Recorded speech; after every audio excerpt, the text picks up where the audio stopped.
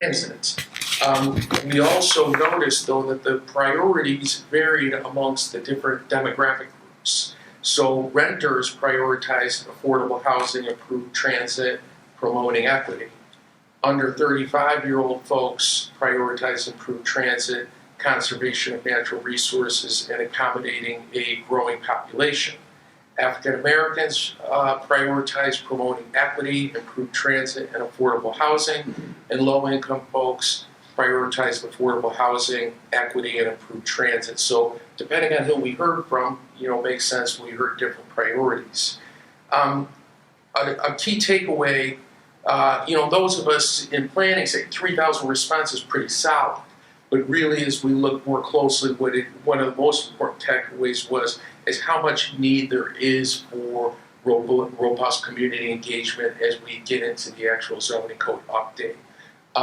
We noted that those that replied to the survey, 77% were homeowners and only 17% were renters, and less than half of Columbus households are owner-occupied. So there, the majority was survey respondents were homeowners.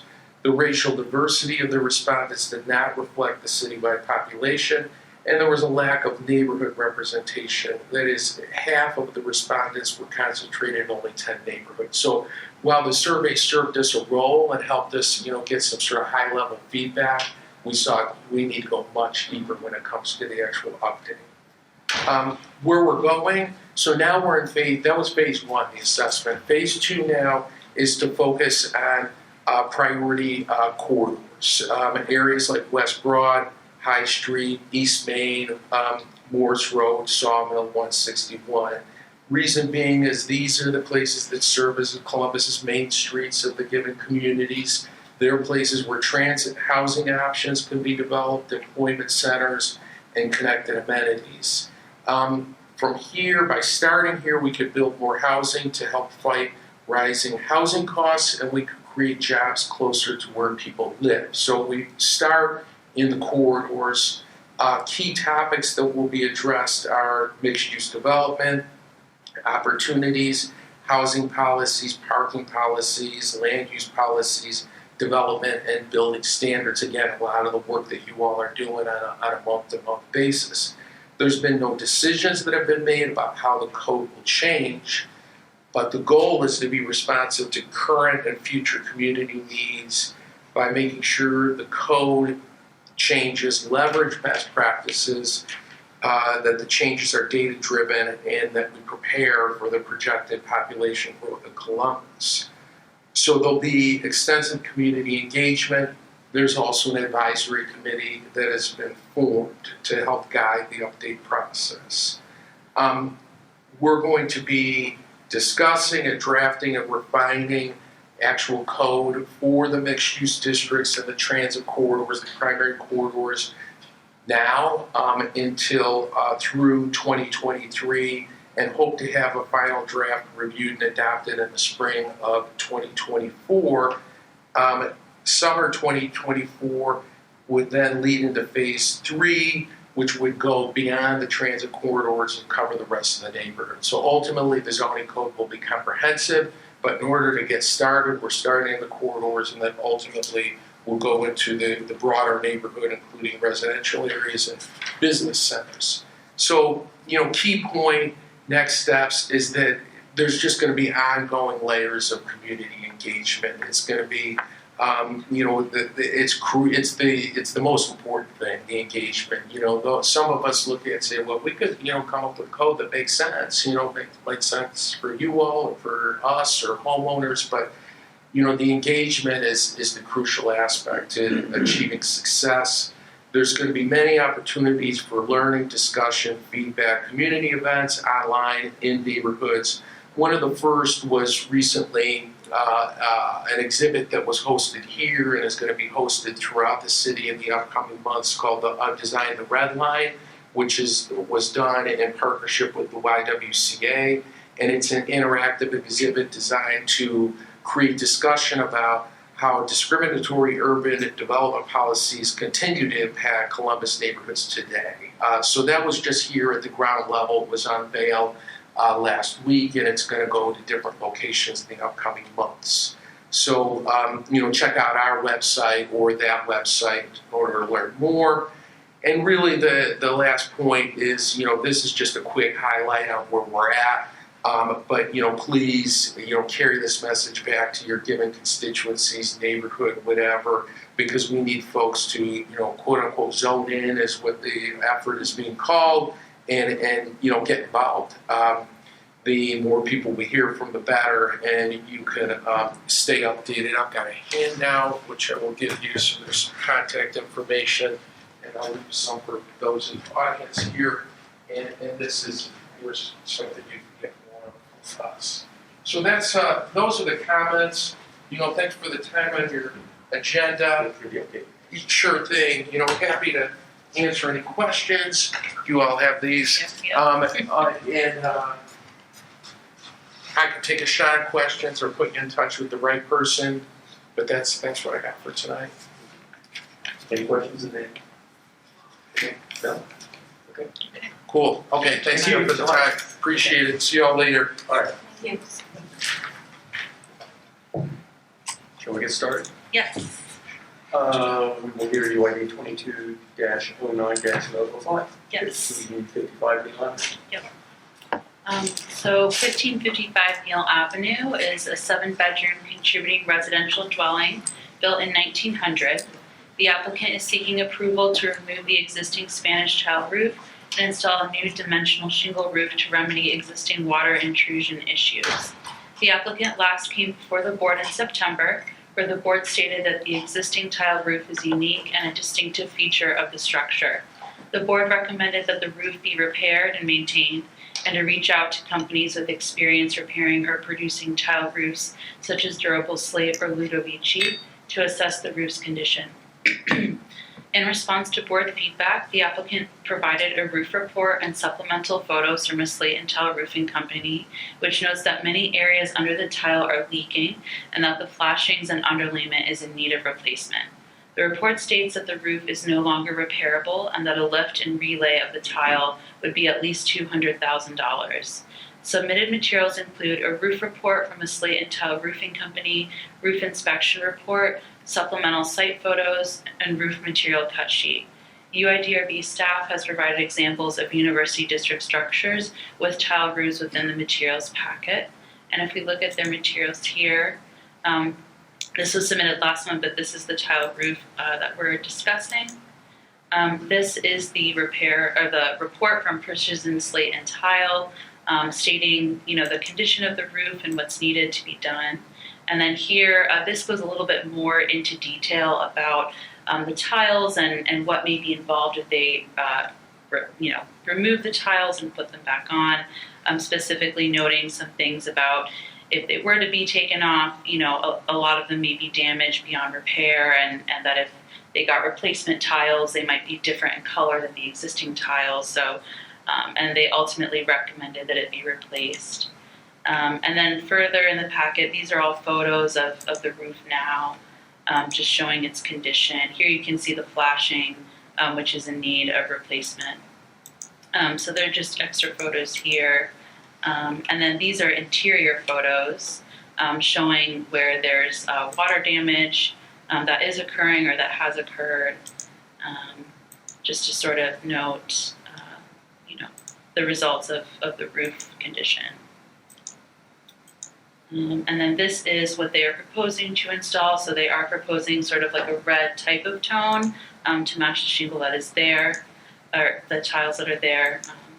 And then this is, what we've seen last time with other examples of tile roofs. And then this is the report that they provided last time. So we've seen that already. But after review, the proposal is generally inconsistent with the University District Plan. The plan recommends that character-defining features and original architectural features, such as roofs, be maintained. In consultation with historic preservation staff, it was noted that the provided roof reports and photos did not demonstrate that the tile portion of the roof could not be preserved. It was noted that some tiles are cracked and slipping with the fasteners that have broken, but is not beyond repair. Interior photos do show signs of potential or maybe even current water damage, but it is unclear if it is directly correlated to the roof tiles themselves or if it is due to the failed flashing or underlayment. Staff does note that the flashing was improperly done and does need to be replaced, but this is possible without complete removal and replacement of the existing tiles. As such, staff requests that the applicant repair, preserve, and maintain the existing tile roof. Staff sympathizes with the cost of preserving the existing tile roof, but cannot give development review recommendations based on financial hardship. Staff recommends that the application be tabled to allow the applicant to continue to explore repair and preservation options, and staff is willing to approve the roof flashing itself to be replaced so long as the existing roof tile is maintained and preserved. Thank you. Is the applicant present?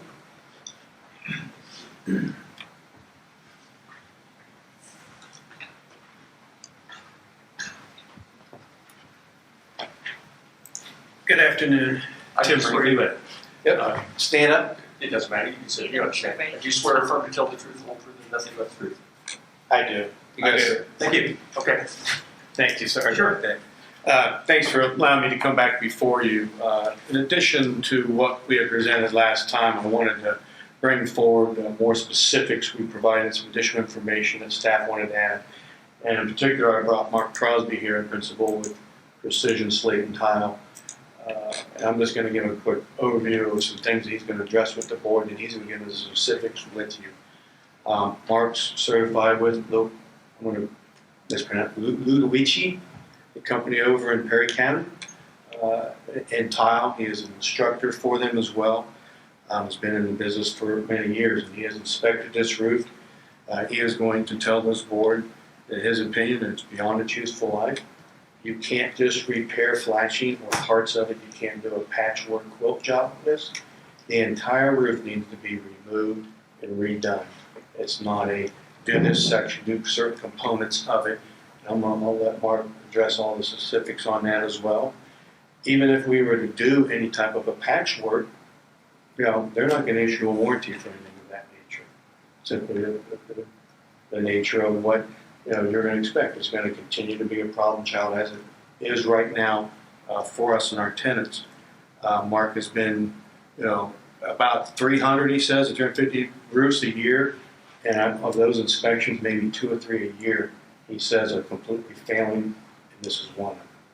So that's a brief overview. I'm going to let Mark speak to some additional specifics about this roof in particulars and what he believes must be done.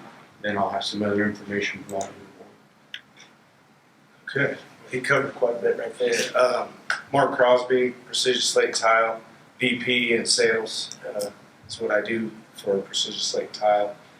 I've been preserving these roofs since 1994. That's when I started doing this to current. Let's see. Really, it's more of this will be a Q&A if you guys have some questions about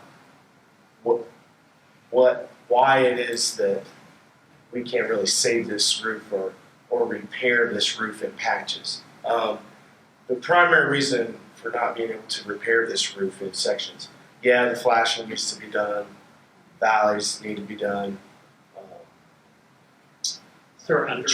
Transitionary, yeah. So the underlayment is the biggest issue with this, is because tying into this old underlayment is nearly impossible at this point. What is it?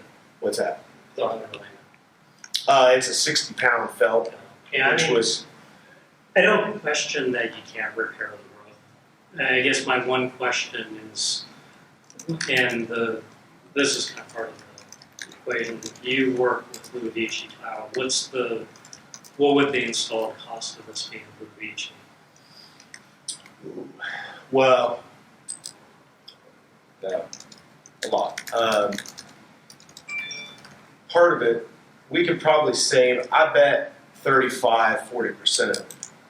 But something newly fabricated or new kilned Spanish tile is not going to match whatever you have to take off and save, just because of the age of it. Yeah, I mean, I think, let me cut to the chase here. I think The roof is in poor condition. I wouldn't dispute that because it's 100+ years old. The underlayment under the roof, the flashing tie-in is like, I get how the micro's leak and aren't. So I wouldn't contest any of that. I think the question in front of the board and from staff is, what is the relative value for, in terms of the asphalt shingle is a decent material. If you buy decent shingle, you get a 30-year lifespan on the thing. It's certainly the most economical choice in terms of installed cost. Ludovici makes roof tiles with longer lives, but they are going to cost more. So I guess the question I'm asking is, what is the price to re-shingle the roof with proposed shingle as a dollar amount, and what is the cost to redo it in tile? To redo that entirely, and if we save some of the other, you're probably between low end maybe $250,000 to $350,000. Did you guys quote the re-shingling? Oh, I did not quote the reshingling. What's your re-shingling price? $25,000 from 614 exteriors. I mean, I'm sympathetic because you're a property owner and you're not made out of money on this. And so the challenge here is to get you a roof that doesn't leak and to not break your budget, but to not kind of detract from the quality of the neighborhood. And I'm sort of struggling with the right answer here too, because I kind of see your dilemma.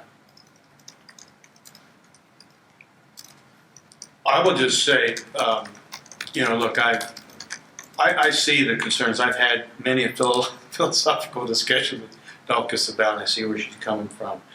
I think as I presented to you last time, you guys see it, those members on the board, the prism of an architect and how things should be and all that. I get that, but, from the prospect of the general public and the community, I've been, I took this project on in 2017 as help, okay? And all those times, we get a lot of calls throughout the year, unsolicited, and nobody brings up the roof. They bring up the house as unique, but I never get a call on the roof. Now, I would point to, if you look at, there was a home that came before this board, a homeowner came before this board in 2019 with a slate roof, okay? It was on the corner of 8th and Worthington, I believe, okay?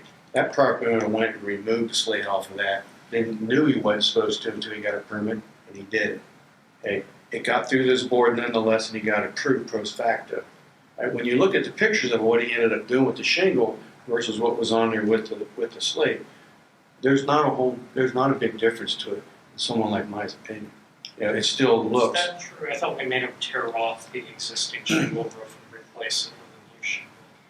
I honestly can't speak to it because I wasn't here and I can't remember off the top of my head, so I don't want to. Yeah, I do not approve. I think we, out of spite, made him tear off his new shingle roof and replace it with better shingle. Be as it may, he didn't have to put slate back on. Okay? Yeah, I mean, Be as that's- it may. Okay, when you look at the board's got guidelines that I assume all you've seen regarding replacement of that. For shingles, you've got it for slate tile. There's none for Spanish tile. There's no guidance. I've been trying to get some guidance from the history of this board of Spanish tile roof replacements that have come in, and they have none. So there's no context on what they're doing. So the closest thing you have is you have the slate. What is Yeah. the guidance, please? The guidance from, he is correct, there isn't specific guidance about slate for Spanish tile roofs, but the guidance in the plan states that original character defining features of structures should be maintained and preserved. And so from staff's perspective, our historic preservation office perspective, we do believe that this roof is a character defining feature. You bought the building in 2017. Yes. You had it inspected. Did I have it inspected? Yes. You knew the condition of the roof. What's that? You knew the condition of the roof. Nobody's going to go up there and walk around a slate tile roof. You go out and look at the roof. Huh? Did I personally? No. As someone, your inspector. I assume. I mean, Well, what does it? Grant, what does that have to do with the fact of whether or not it should be replaced or not? whether there was an understanding of the condition of the roof. purchased the building. No, there's no understanding I was gonna get a roof that already failed. There's not many people who do know that business. That's one thing I've learned. You've got precision slate and tile, and you've got durable slate. That's his only competitor right here in Central Iowa. I mean, I get the dilemma, and I'm trying to figure out, at least for myself, the right way to present it. And sort of taking the time and seeing to the other members of the board to ask questions. I could follow up just on Keone's question. When you purchased the property in 2017, you were aware of it being subject to review by this panel? I had no idea. Didn't know it till the roofer came in to do the roof on this job. I had no idea. And I've been doing campus property since I've been 17 years old.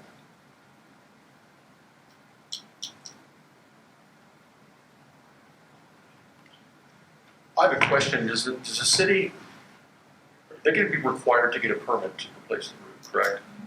Yes. And the city's position now is they're not going to issue a permit. Well, it's not about, Permits, conditional. permits can't be issued unless they have a certificate of approval. And they can't get a certificate of approval unless you all vote on that. And then I can't, staff can normally approve roofs, if it's asphalt shingle to asphalt shingle. In kind. But if there's slate or tile on there, I can't staff approve switching that out for asphalt shingle or a dimensional shingle product, because of the nature of that product, or of the original roof. So that's why this roof has been brought to you all. But I get roofs all the time where there's already 3-tap shingle on there and they're switching it to 3-tap, that's not an issue. But that's why this roof is before you all today. I do have a question. Has there been any repairs done to the roof since you've had ownership of it?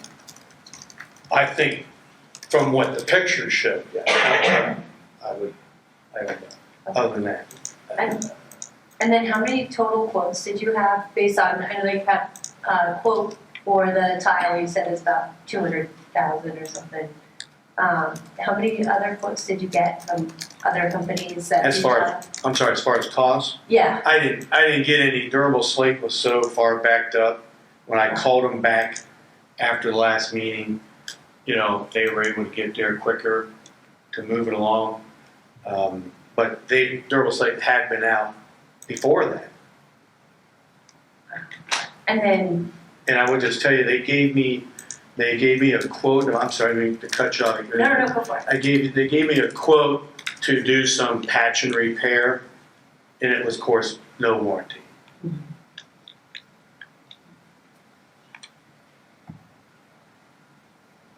And is it still currently leaking? Or is it? Yes, I've seen it myself multiple times, and I was in there. I forget when, the last few weeks when I sent Like 2 weeks ago. updated pictures. The tenants were in there, and they said, "Yeah, you see it. Yeah." Thank goodness we've been fairly dry the last Yeah. couple months. I just had my roof replaced literally 2 days ago, and so I can feel the pressure from how difficult that must be for you to have to deal with the financials, but then also having a tenant in there when the roof is leaking. They've been very patient with me.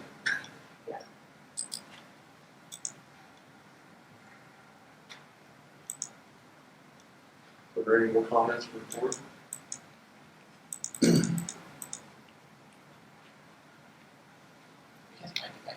Just that 200 and 250, I mean, it seems, I guess would like to understand a little bit more detail on that, the material, the labor, what that is.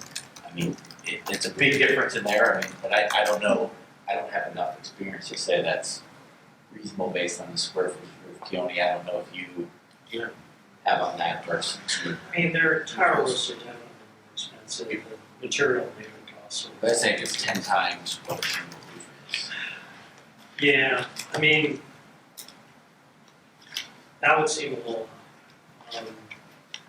I'd say 4 to 5 times maybe. But again, last time I priced the difference was a few years ago. I mean, the financial, it's just interesting. I don't think we would be having any heartburn if this was $25,000 to $50,000 or $75,000 difference. I mean, I do look at it at $250,000 to $25,000. I mean, there's a definite financial hardship there. And so I'm trying to help understand that to help me in my decision making process. But it's, How many squares is the roof? How big is it? 31, almost 31 and a half.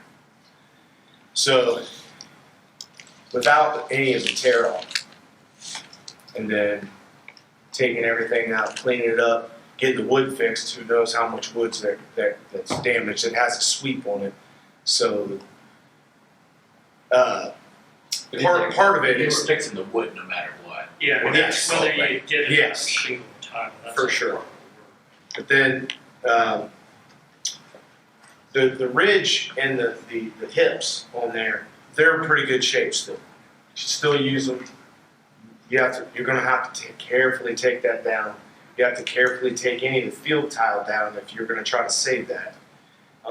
Any of the cut pieces, which this is a very cut up roof. It's got a bunch of dormers, a bunch of valleys, a bunch of walls, all the hips, all those, every tile on those hips and valleys and any of those areas, they'll be thrown away. You can't reuse them. The cost to try to save and label each and every one and where it goes and what row is not even a feasible thing. It has to go to the same spot every time. It has to go to the same spot. It's only made just for that spot. So tear off is going to be way, way more than what it ordinarily would just to save your hip and ridge tile and those specialty pieces, because we would reuse those for sure. Those one of those pieces is a lot of money. Probably somewhere in the $25,000 to $3,000 a piece, just to save. Just one of those little codes on the ends that have the three-way where it meets the ridge and the hip. But then, because it is so cut up, buying it and installing it is going to be probably close to $5,000 a square. Plus flashing, plus the tear up. I mean, it's just, plus the setup of the scaffolding. You're going to put scaffolding up all the way around the house. Yeah, I think some of the comments I have is I'm obviously very sympathetic. I understand what it costs to repair a historical home or a home in a historical neighborhood. I do believe, though, that the Spanish roof tile is the character of this house that needs to be preserved. And you're talking about painstakingly taking each one of these tiles off, but that doesn't mean you couldn't replace this with a Spanish tile type of roof that would help maintain its architectural character. I know that there are different types of companies that do different types of Spanish tile roofs this could be replaced. I'd be very surprised if this could be re-shingled for the amount that was quoted, for the very reasons that you talk about with all the different dormers and hips that are occurring on that roof, knowing houses that I've recently done that are much smaller for much more money. I think for me, I really would need to understand the costs that are involved specifically to replace this roof, and what the procedures would be, because right now we're talking about fictitious numbers that I have no way to put pencil or paper on. So, okay. I mean, I can put an actual estimate together, and that'll give you all the costs it takes for setting it up, getting it off there, trying to save field tile, which But if you put a new Spanish roof on, putting a brand new one on is it's going. I mean, it's I'm probably low on that number.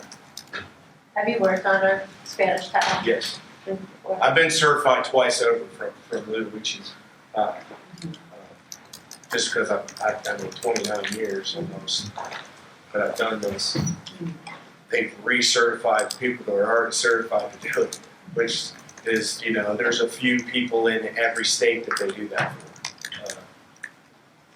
And I've got the written signed contract with the company for $25,000 right here.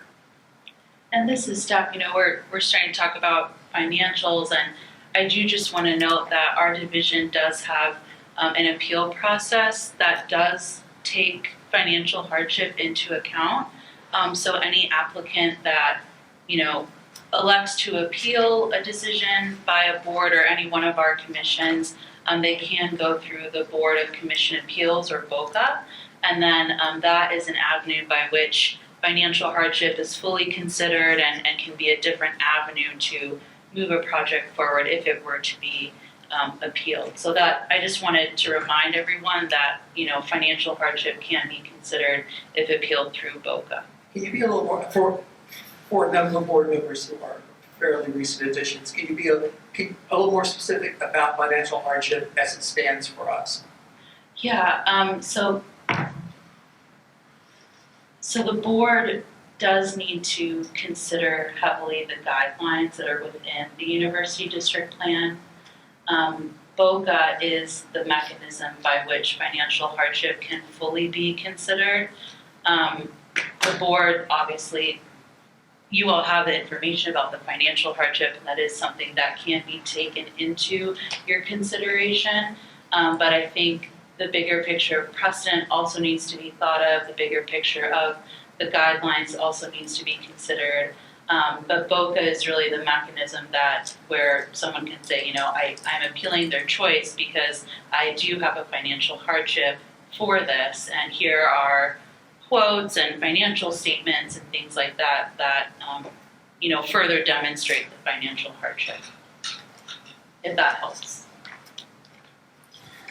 Like I said, I'll be happy to share with you to show you the signed contract for the $25,000. That surely does not include tear-off. Certainly does. If you'd like to pass that around, you're more than happy to. It just seems inconceivable to me, so it's just back home with my uncle, he's got a ranch house, it's very non-complex and smaller, it was over 20 grand. I just can't believe someone could replace that roof for $25,000 and tear all that tile off. But they're a roofing company. It doesn't mean that there's, good business roofing company, but they're a roofing company that I have a signed contract with. And everybody's business model is different. Some people do it cheaper than some others can. But I go back to the house on the Slate House on 9th Minute. When you look at it in a vacuum, if you want to look at one component of it, you can do that. But when you look at that house as a whole, it hasn't lost its character. It hasn't, if you look at it. Whether it has the slate or whether it has the shingles that are on there now, it hasn't lost that character. And it's not going to lose the character when you drive down just Neal Avenue alone, from campus all the way to Goodale. This home's not going to lose its character. What if it has shingles up there, okay, that are going to look similar to what is on there right now? It won't lose its overall character. And this has not been a designated historic home, and it hasn't been designated historic district.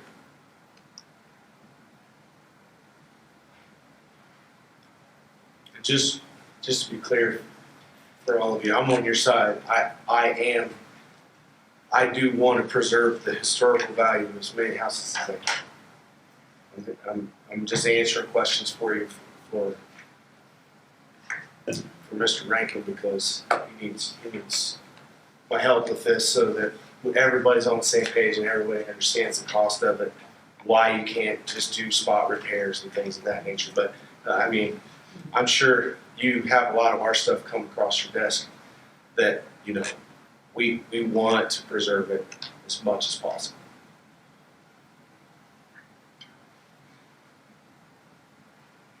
Laurie, can you say a bit more about the alternative tile that you mentioned. Yeah, It's I really mean, intriguing. the manufacturing, I mean, there's all different types of tiles, roof tiles now. There's metal roof tiles that look like Spanish tiles. I mean, there's a lot of other options out there that would maintain the character. I think the character is what, for me, is the most important part about this.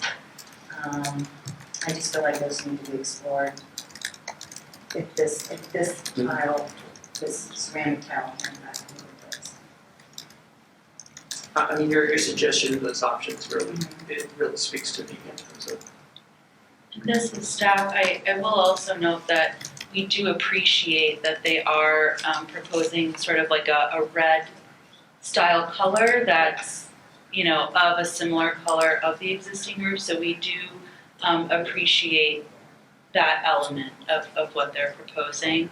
And we, you know, if there were an alternative that would be arrived upon, we do appreciate and would recommend ourselves that it would be a very similar color, almost identical to what is present here, to pay homage to the current color. I can scroll with that.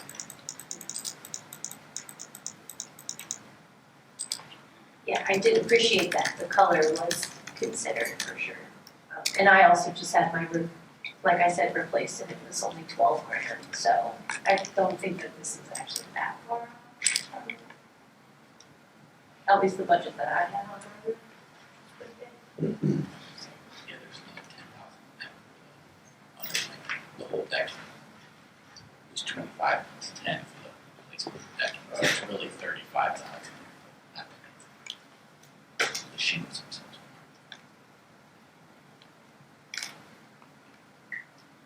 Well, I mean, I guess we're just gonna have to decide whether the numbers are correct, but, I mean, the numbers are shocking, but I'm not gonna pretend that even a shangle like that looks anywhere close from a textural standpoint, 'cause it's not the same thing. So, you know, the sad fact is that the house is gonna lose character by removal, it just is. So, but it's a ton of money, it's, Remind me, so what's the guidance again? The plan recommends that character-defining features of structures be maintained and preserved, or that original character-defining features of structures be preserved and maintained. I mean, there is no doubt it's a character-defining feature of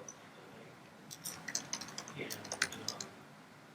And I'm in agreement that it can't be maintained and preserved, but the shingle roof is an inadequate replacement.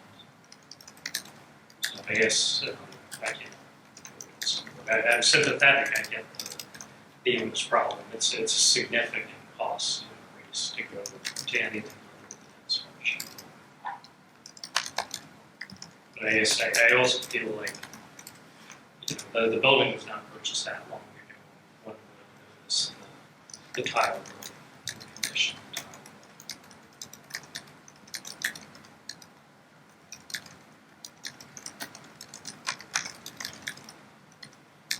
is that a motion? Well, I mean, in emotion and support, right? I'm not making emotion and support this. Well, all motions are always made in the positive, and then when you do your vote, that's where you note whether you would approve or disapprove as a vote. Or a table. Would you be willing to, I know you don't want to be delayed, I know everyone's been right today, but to explore over other tile-looking materials that are not terracotta like this, that there's metal? They're talking of something that's a metal, that looks like Yeah. the terracotta. Right. Well, I looked at shingles.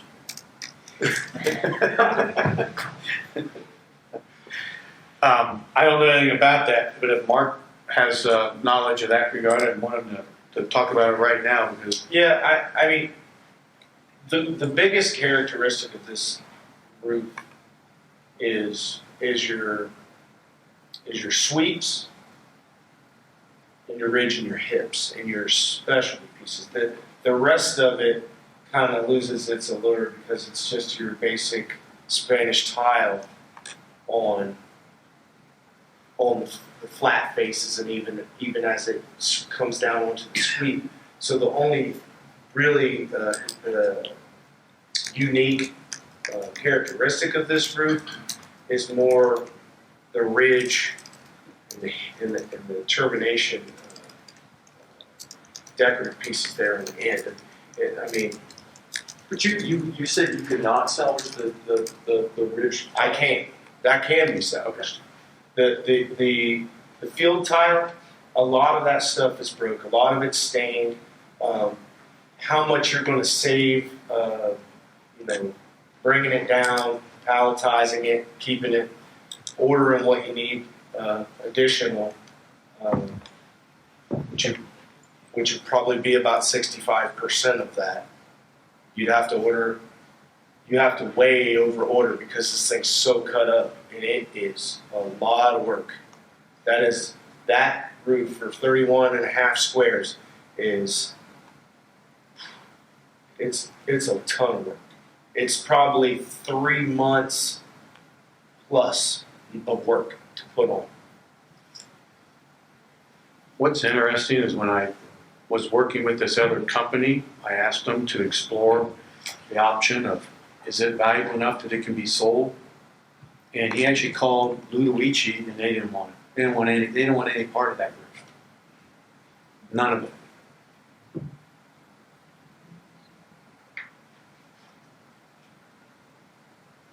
So I guess what I'm trying to understand is for the tile, for the replacement cost, how much of that is material cost and how much is labor cost? Because if it's a metal roof, I don't know if it's a metal looking. I mean, if it's a tile looking material that just happens to be metal, is it more or less labor intensive to install that than the tile? I'm just trying to get a sense of. Well, It's $300,000. tile. This finished tile is probably one of the hardest installations there is. I mean, there's to flash it, to install it, to set up on it is just very, very labor intensive, more than anything else you can do. You probably could get some sort of metal, something that would be similar to that look where it's got that waviness, but you're still talking about, that probably would be about 5 times what that shingle roof would cost.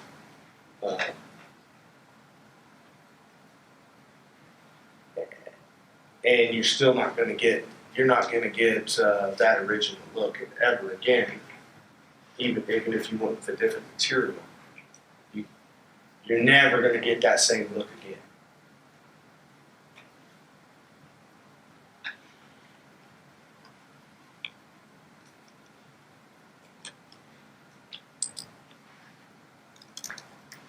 If we looked at, that just come to mind, some of these things that are unique, and I don't even know the words for them because he's done so many of them out there, but some of the things that are unique, if they could be incorporated in with the shingle and provide what might provide a more consistent look, I think I'd be willing to look at that. Is that something that might even be feasible? So you can take those hip and ridge off because they're salvageable.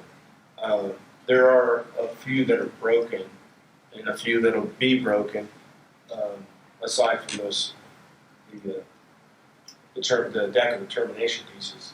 But you can put that back on after you put the shingle on.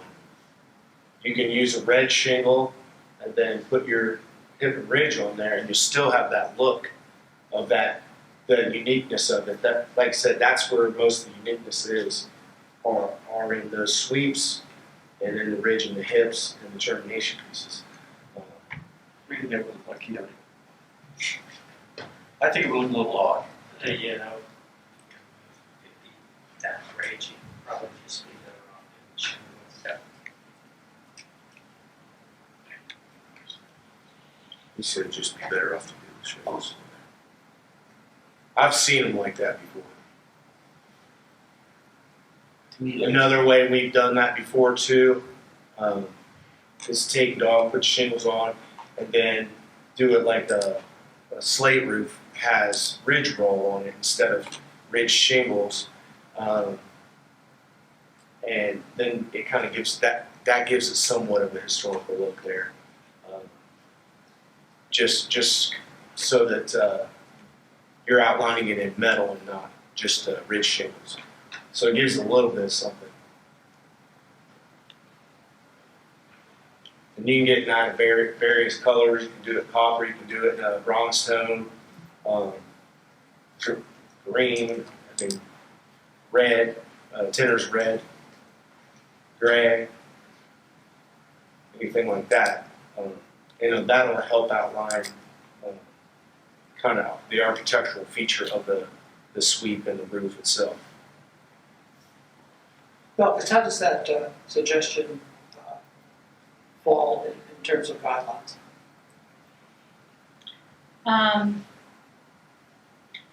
So the guidelines are, so you all help shape the guidelines, right? So the guidelines are pretty much in black and white, right?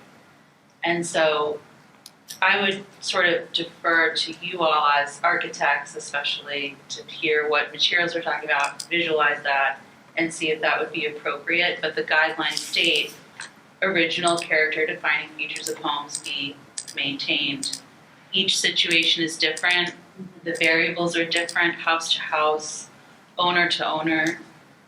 So that's really where you all come in as the board to navigate those variables. But I as staff can only review applications based on the guidelines, what's in the black and the white. And I cannot take financial hardship into consideration in my staff reports. That's where BOCA would fall into place if the applicant selected to appeal an unfavorable decision. But that's where I'm kind of leaning on you all to weigh those different variables equally and come Is to there a an issue decision. with setting precedent if we don't go strictly by the guidelines? Precedent always has to be considered, whether it's a roof or you're putting in a curb cut where there wasn't one, right? So you always have to think of precedent. So whatever is approved at one meeting could come up in another meeting and you've set precedent. And so the next person would say, well, you did it here, so you can do it for me too. But that's just one variable, and there's multiple variables that have to be considered for each case. I think we need to cut to the chase. There's an appeal process. I think our hands are tied. So I make a motion to approve. Is there? The second, sure. I'll just add to the board, I know you've heard it all, but, a repair, complete replacement of terracotta tile, we can't afford it, and simply can't afford it. Yeah, and I get that. No, it's, and it just doesn't sit well when you got somebody who violated the law knowingly didn't come before you. And, it's like their fault. Like I said, I think we enforce that. I think we certainly ask staff to look and see what happened. Mm-hmm. I suppose if, you could follow his methods, he came up with. Like I said, I'm sympathetic. I wasn't going to go follow that gentleman's methods, I'll tell you that much.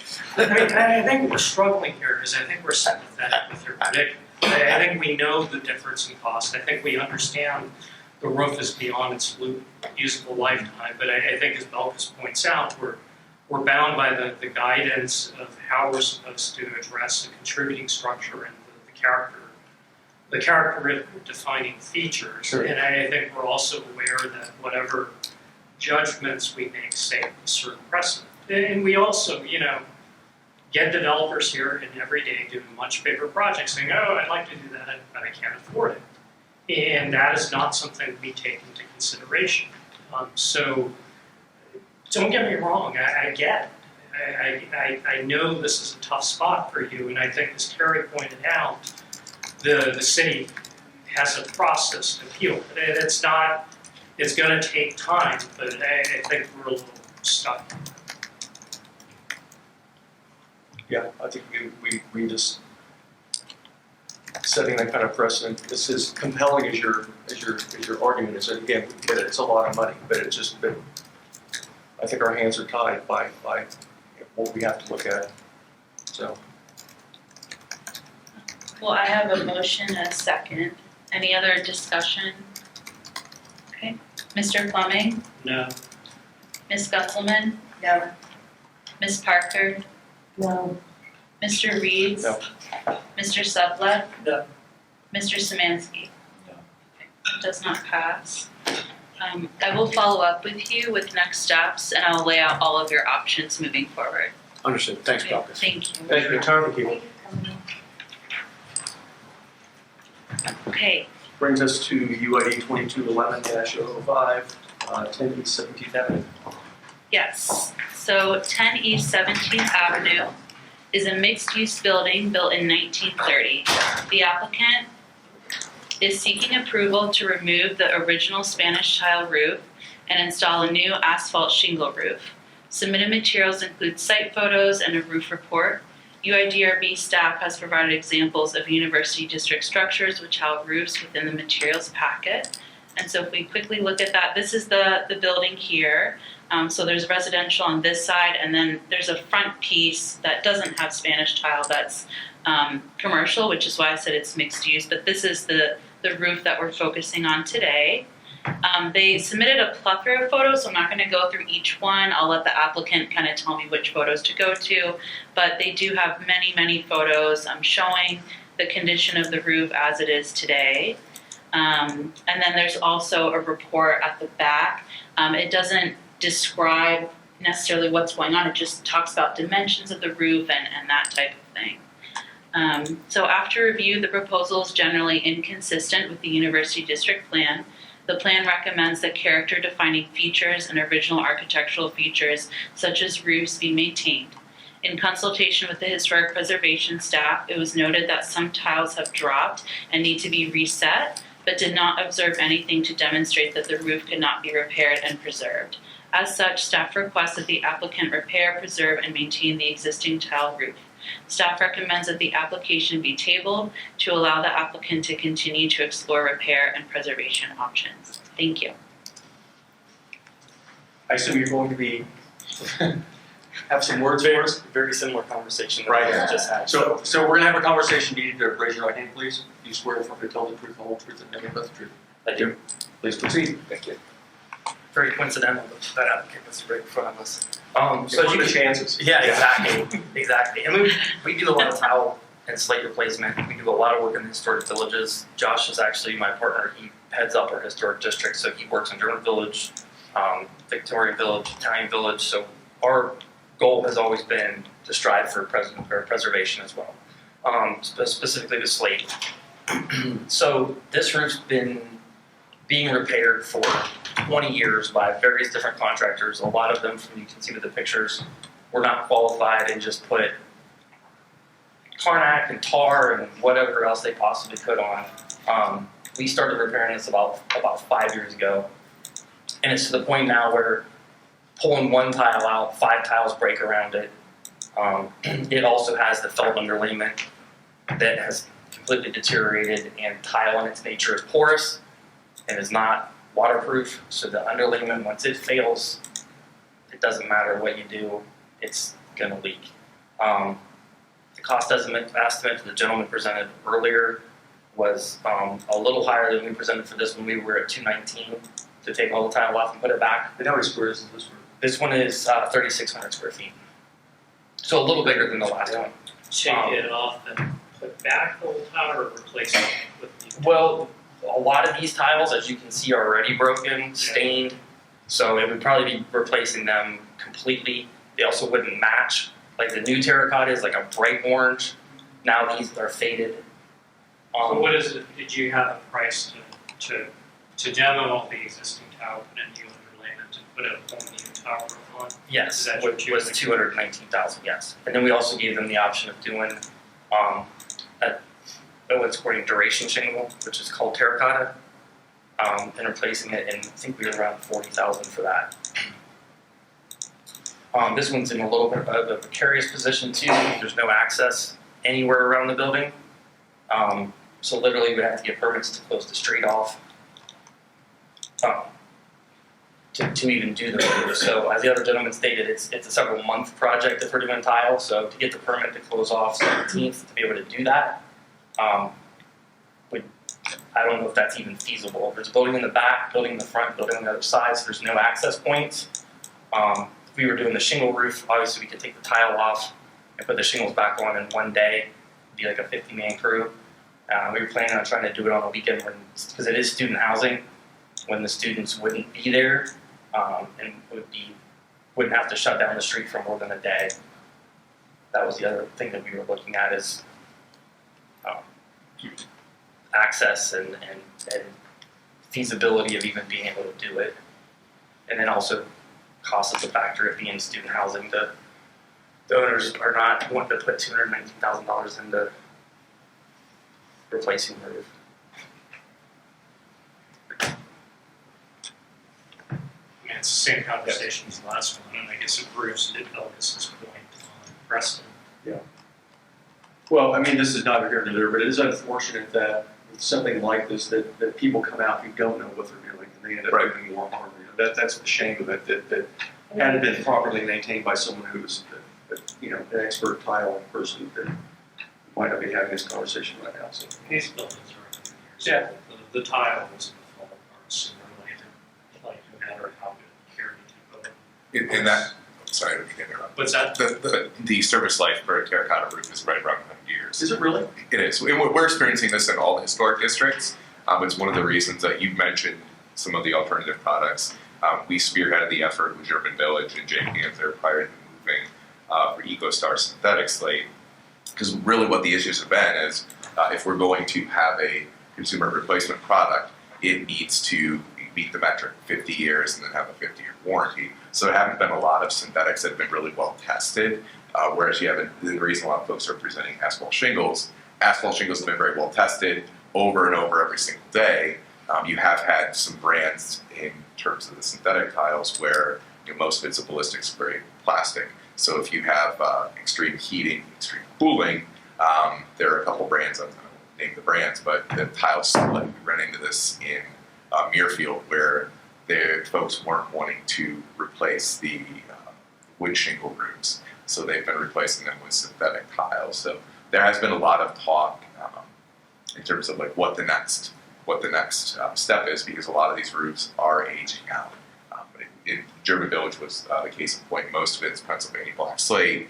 Most of the roofs there, if they weren't originally wood shake roof, they were slate roofs. So a lot of the slate roofs, if they were ring slate, have been replaced. The slate that wasn't ring slate, that was Pennsylvania black, they're all at 100, 125 years. And don't get me wrong, as contractors, our margins are a lot better on repair and maintenance than it is on replacement. So the historic districts have been good to us because we can go out and we can send crews out to replace slate tiles. Terracotta is a little different because terracotta is porous. So when you start pulling away at something that's a little more frail, it tends to fall apart a little bit easier than slate roofs. That's the kind of where to shed some light on why folks are presenting asphalt shingles. It's just a more tried, as you've noticed, Emily, it's a more tried and true method that you see constantly and that we typically do at the university. And there are modern tiles. I mean, Blue Beachy has a 75-year material warranty. So Great. At the end of the day, it's a cost thing. I mean, if I'm an owner and let's say I'm my age and I'm in my 50s, I'm like, that's what I care about 100 years. Right. So In where I think a lot of the back and forth discussion I've had with some board members from Italian Village and German Village is, okay, well, what happens when the owner just says, look, I'm not going to, like the previous owner, I'm not investing $250,000.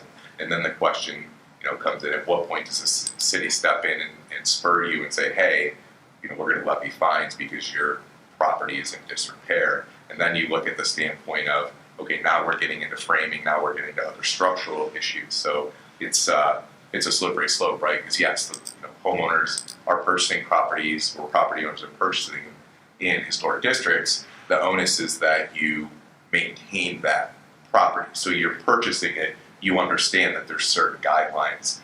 Whether you find it out after starting the process to do repair, right? Or you know it going in. It's caveat emptor, right? A lot of it is, hey, you own a 100-year-old home. This isn't a shingle roof. You should ask questions, right?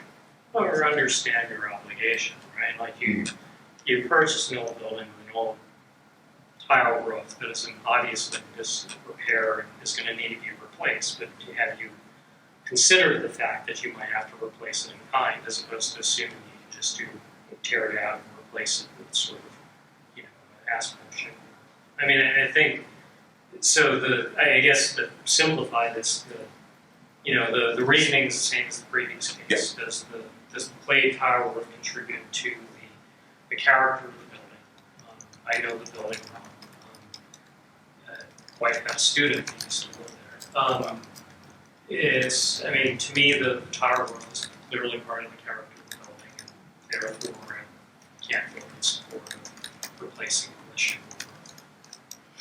Would you be open to the premise of doing one of the alternative products, say like a synthetic, there's synthetic tiles, there's metal tiles as you mentioned. Yeah, Decra makes the metal tile, and then Bravia that they use on the Taco Bells around town. That is their synthetic tile look also.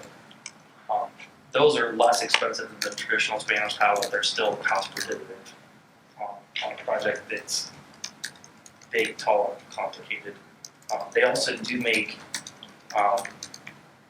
it almost looks like a slate shape, but in a terracotta, like GAF, it's called slate look. Because we use a lot of them in their German Village, yeah. Yeah, in the gray colors with metal ridge rolls that look much nicer than a traditional shingle.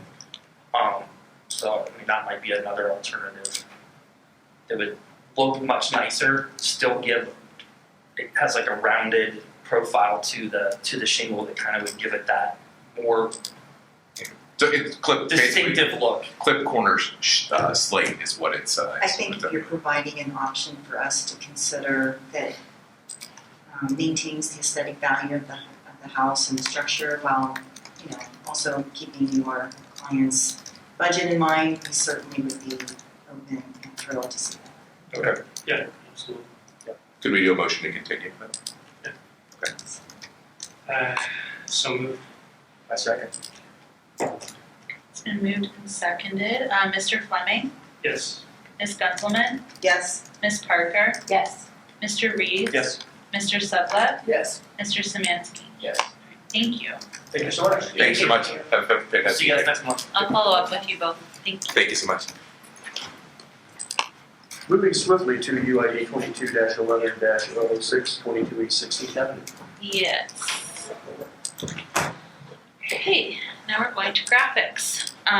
So 22 East 16th Avenue is the location of an urgent care located on the northwest corner of East 16th Avenue and North Curl Street.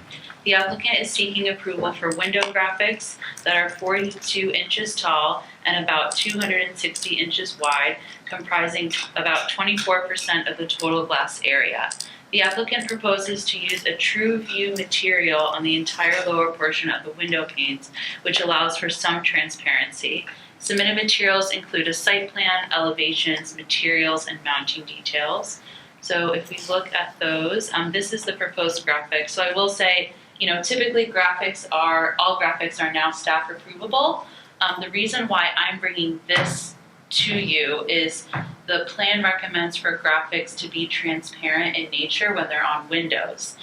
This specific material is interesting because if you go right up to the pane and stare, you can kind of see through it, but then from far back, any portions that aren't sort of this gray color or like a light white aren't quite transparent, so we're in this interesting middle area. So that's why this is coming to you today.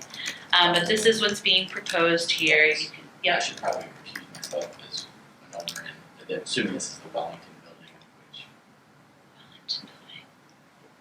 No, this is let's see, what corner of 16th Avenue and North Pearl Street.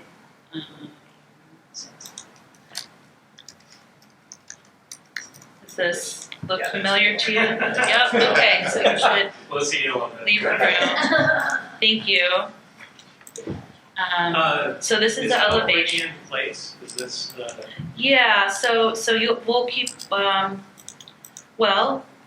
happened was they put this up here. Right. So then they got, I believe, a code violation, so then they came to me. And then now we're in this gray area with what they are proposing, so I'm bringing it to you all for your thoughts. But that's just an aerial of like where they're proposing it. You see the corner there. Here, the applicant submitted some, this is the material on their building, the applicant's building, the sign company. So you can kind of see through it, but then when you get to white and red, it gets a little bit more opaque. And then this is just another view of some of it, but the applicant can speak more to where that material is on the building. But that's what it looks like when you're up close. So after review, the proposal, it's generally consistent with the recommendations of the University District Plan. The plan states that window signs be transparent in overall design and that the cumulative area of all window signs should not exceed 25% of the total glass area. Given the semi-transparent nature of the TrueView material, staff recommends that the applicant utilize a transparent design for the proposed red and blue signage areas. And so we recommend approval with conditions, and the recommended condition would be that the application be approved on the condition that the applicant utilize a fully transparent design for the proposed red and blue signage areas. Thank you. Thank you so much. Do you swear or affirm to tell the truth, the whole truth, and nothing but the truth? I do. Okay. Do you have any additional comments? I don't, I think they initially put that up, maybe as a request, I don't know of that person, but of the building manager or something to, while they were constructing, they wanted to have something temporary to kind of shield what was going on. And the owner, or the urgent care 24/7 said, hey, we're just gonna leave it up. And that's when Belka said, no, can't leave it up. And so what they were trying to do is kind of maintain that same wave look and use the same material, which would basically, we could actually trim what's there, remove everything from the bottom. And keep the top, yeah. But basically, TrueView is really, it's perforated vinyl. And most of the time, it's when the light is equal on inside and outside that you can really see through it pretty well. And that's kind of that's why it's used for bus windows, things like that. Yeah, I was gonna say, Still it's kind of- thing of the bus. Right. So, I just basically said, yeah, we can present it and see what they say. And, So go to the blue fixed office. So currently the blue and the red is TrueView.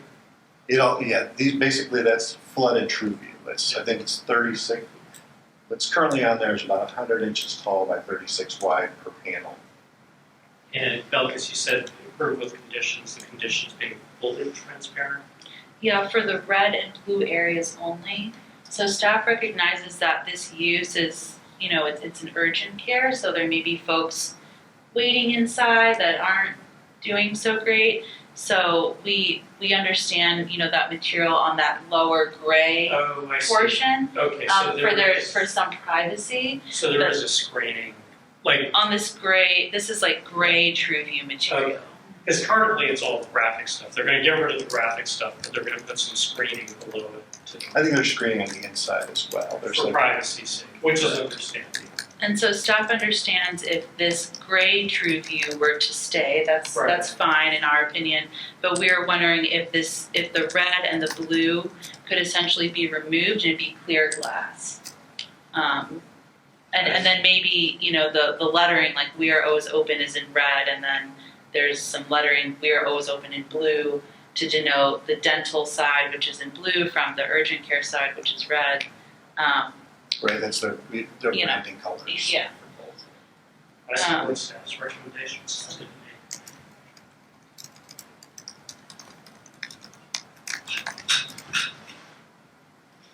We have a motion. I'll move, Anybody? to support staff's recommendation. I'll second. Okay. Any discussion? Okay, so it's been moved, sorry, who moved? Tim. Okay. And then, Second. okay, all right, Mr. Fleming, Yes. Ms. Gunselman, Yes. Ms. Parker, Yes. Mr. Reeves. Yes. Mr. Supla, Yes. Mr. Samansky. Is not here, sorry. Okay, Okay, All so right. basically remove the background colors. yeah, and just have that Just have be a cut clear line. glass, but the gray part you can keep for privacy. Okay, But yeah, just send it to me and then I'll make sure that it's consistent with what was approved and then I can get your approval to you. But I'll be in touch with an email. okay, awesome. All right, thank you so much. Thank you guys. Okay. Uh, Oh yeah, please get Ryan. which brings us to UID 22-09-007, 21 Untitled High Street. I'm just gonna wait for Ryan.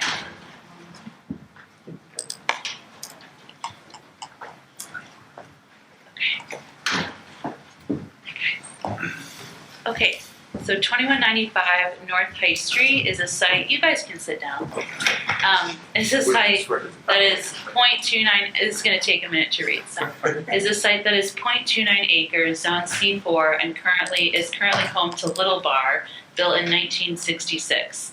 The applicant is seeking the board's feedback on a conceptual proposal to demolish the existing structure to construct a 7-story mixed-use building and to rezone the site from C4 to CPD. The proposed CPD text outlines an FAR of 4.4, 30 residential units, 126 beds, 10,588 square feet of commercial space, and a height of 89 feet. No on-site parking will be provided, but a third-floor connector will provide access to a proposed parking garage at the 50 West Lane Avenue site, which is outside of the University Impact District. Proposed building materials include stone, brick, ground-placed block masonry, metal panels, and fiber cement board panels with metal reveals. Submitted conceptual materials include a site map, site photos, site plan, elevations, and CPD text, and we can see that here. So here you have your map. So this big area in red is outside of the impact district, but this is that 50 West Lane building that would have a connector to the High Street portion, which you see here at this corner. And then moving down, these are existing site photos of what the site looks like today. And then here's your site plan. So you see High Street on the right here, and then Norwich just above. This is an updated sheet, and this was not used in my site plan, but the applicant's still proposing 0 parking spaces.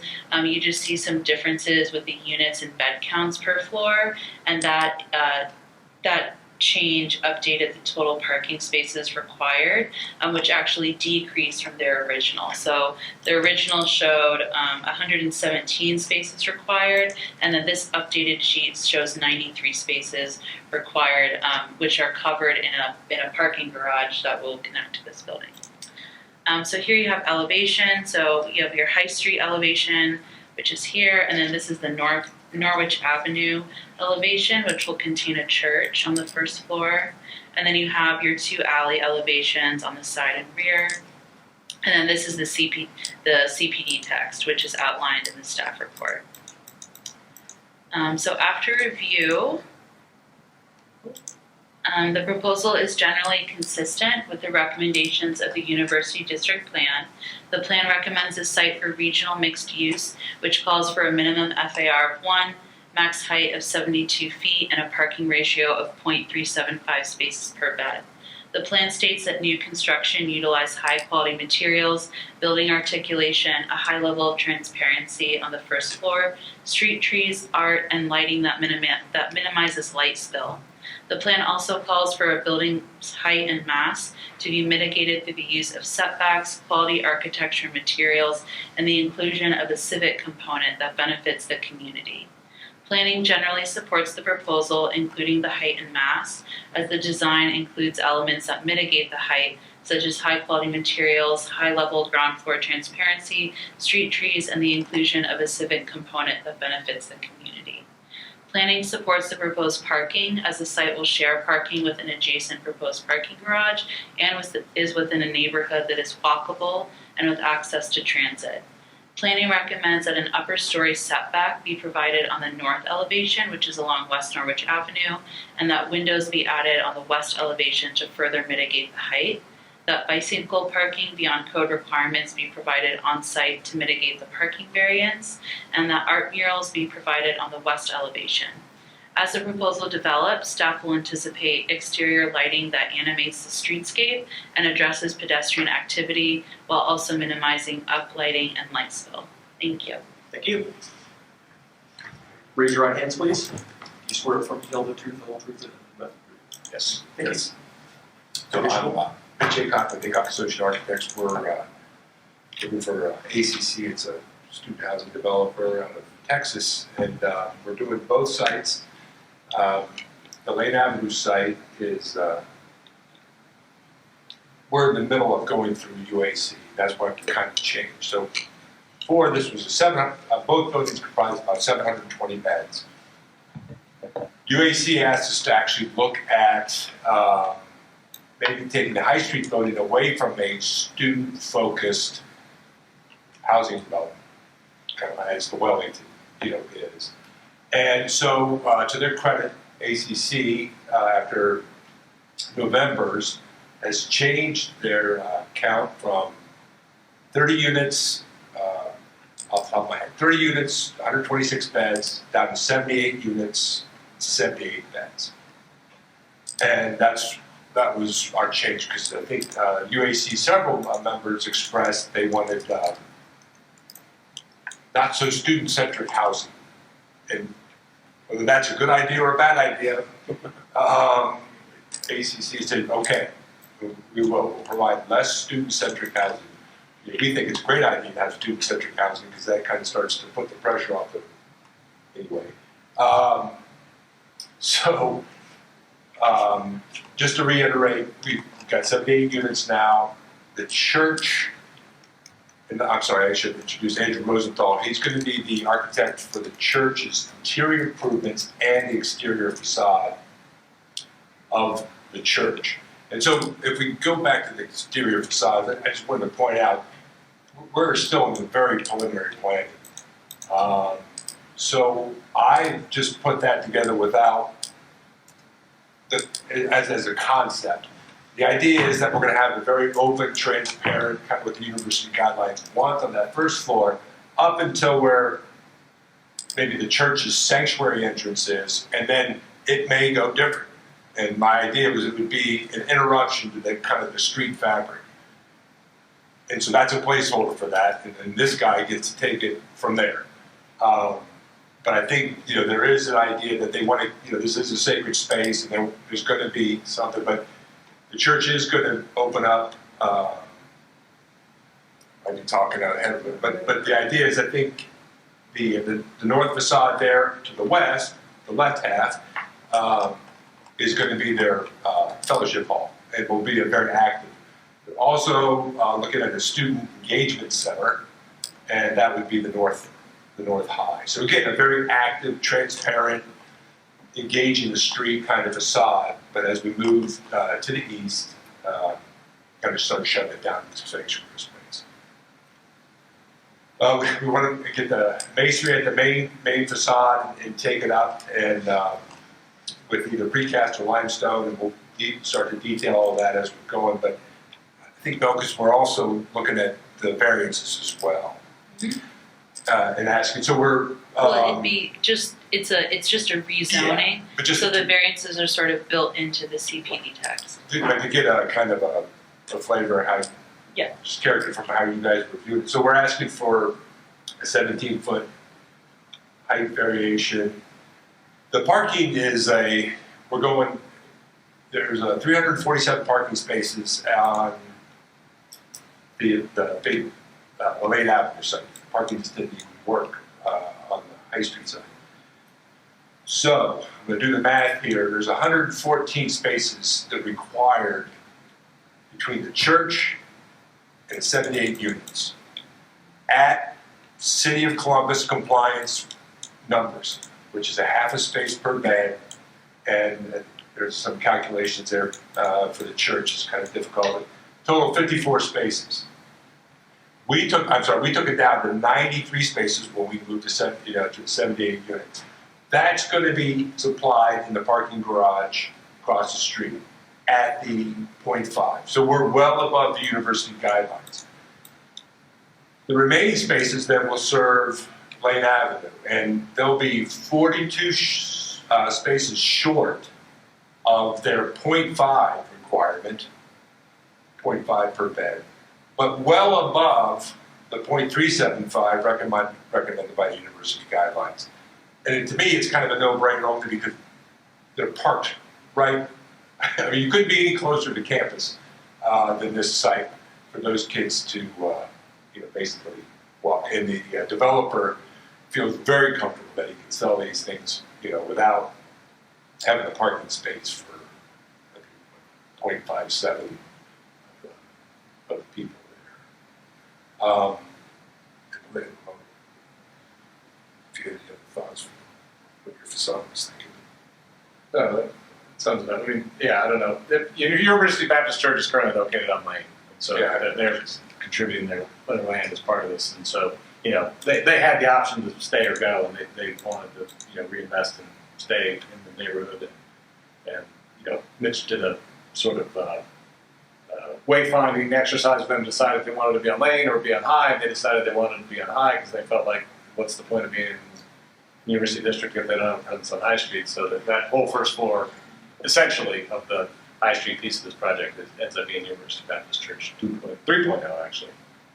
It's their third iteration. So Their program was a little bit stagnant. They were really trying to outreach to the university students and to the community beyond the students. So the Lane Avenue kind of tended to shrink that universe, and I think the high school's going to get much more, a better support to that kind of program that they're looking at. This is staff, so I think the feedback, given that this is a conceptual proposal that maybe we're all looking for this evening is, they are asking for rezoning, so that rezoning is probably gonna come first before the design is voted on. So with the rezoning, we have the height and we have the parking, so how do we feel about that? And then, general comments on how do we feel about the design so far, as it relates to maybe mitigating height and parking. I guess the question is, so, because I know across the street, is the little bar location, is that just the anomaly in the design guideline, that's 0.5 spaces per bed? No, it's a misreading between the code and the university guidelines. Yeah. It's, the city's not together. Okay. Because Yeah. I mean, because we looked at Hence the need 0.75. for a whole zone. Exactly, yeah. So this is, the plan recommends a site though for regional mixed use, so it's 0.375 spaces per bed for this. And that's for both properties. Yes. It's the regulation. So, they are, with them doing their calculations saying it would be 0.5 that they're providing in the other building that's above. But this piece though, they're providing 0 spaces, so. But how do we then, I understand again, the total, we had how many beds times 0.375? So And it gets really confusing the way that the attorney wrote the variance. So what he's saying is you're going to provide 0 parking. But we're also getting a variance at the Lane Avenue. And they're saying we want a variance. Okay, so they want a variance on our 0.5 per bed. That's all the parking there's no other uses. And we're going to accommodate the High Street parking. That's how they're going to calculate their variance. They're not going to calculate it at 0.375, they're going to calculate it at 0.5, just because that's how we calculate it. So that's how they're doing that. And then that gets their variance. So although they're not linked, they're kind of linked. But Kind of regardless, simple of how many beds are there? so total, Yeah. right now, for this one, there's, Was it further? 690.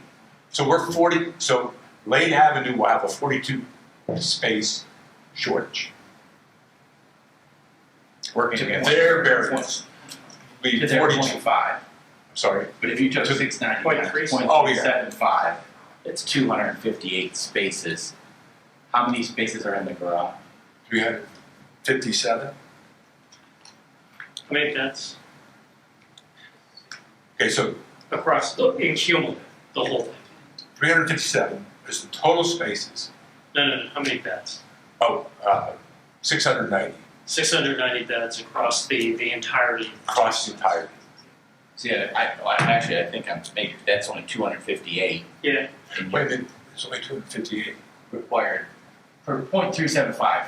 We From the can't go by guidelines. 0.375. Well, but there's the zoning code which you need your variance off of, but then there's the guidelines that we're Okay. working off of. I'm trying to help you. No, thank you. No, we're at point, so for the total thing, we're at 0.43. That's yeah. where we are. I'm with Ryan. The 2015 University District Plan, you're in a regional mixed use site, the only one north of Lane. Right. Like the two sides of the street on High, and your parking requirement is 0.375 spaces per bed. So I'm with Ryan on that one. Yeah. So yeah, 0.43 is where we are total. And that's actually with the church's requirements, which is way overstated. Okay. So Because they're only required 40, the code makes you do 54. They have a congregation of 40. So, to me, the parking's not an issue based on that. I don't have a problem. I mean, there's obviously, because I'm assuming is there some shared parking agreement or anything, or is it? it's same owner, What? same owner. I mean, I guess as long as it pencils out, right? It's the CPD passes the entire thing. At the end of the day, if it's 690 beds and it's 300 parking spaces. Across Yeah, I just wouldn't want to approve this Yeah. without that other one being approved going forward, and so that you're approving something with zero.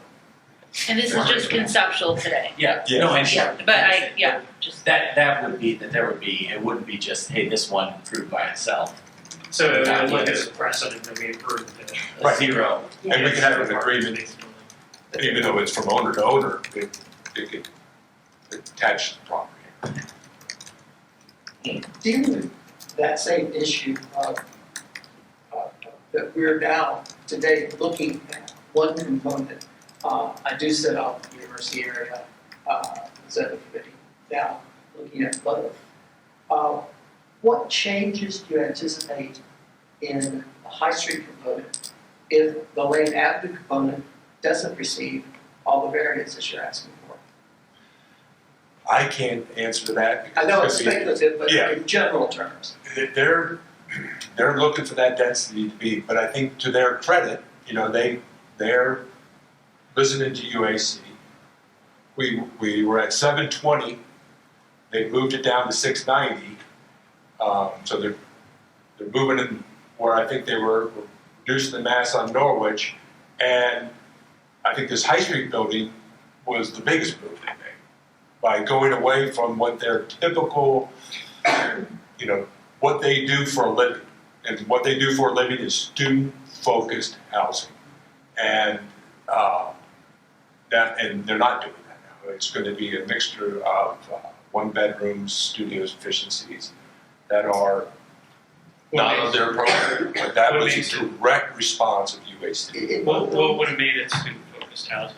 Like 5-6 bedroom units? The typical, they have a mix of 4 and 2 where they each have a bed and bath, shared kitchen, shared living room. Will that focus continue on the Lane Street, on the Lane Avenue, So that will be, the Lane Avenue will be the student center. will be students.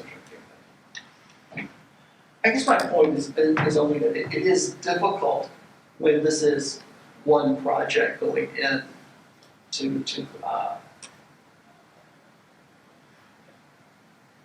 to really evaluate this building in terms of changes that could happen due to the variances in the other building.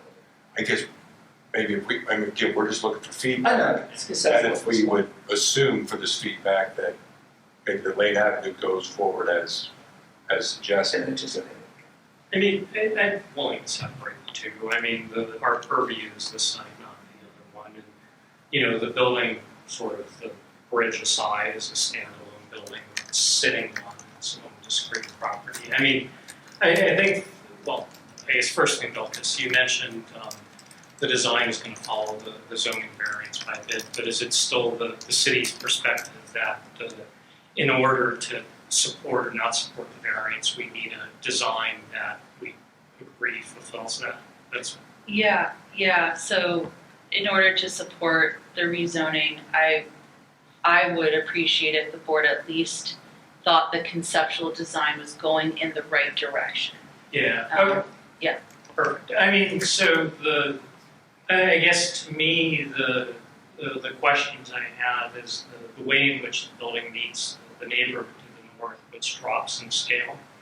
And so you're going from 72 max height without the variance here to 35 across the street.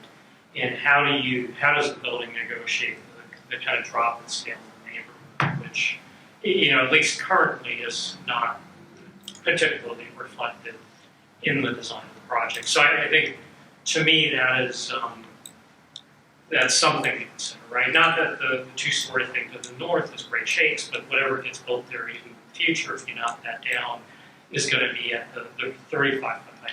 So That's not in the, what's that's that? not in the 72 foot zone, You're in the 72 foot zone. but the Drops in Norwich, doesn't it? drops in Norwich, I do not think that. Let's see. I don't remember off the top of my head. It might be 45. Drops in Norwich. Does it drop to 45 or 35?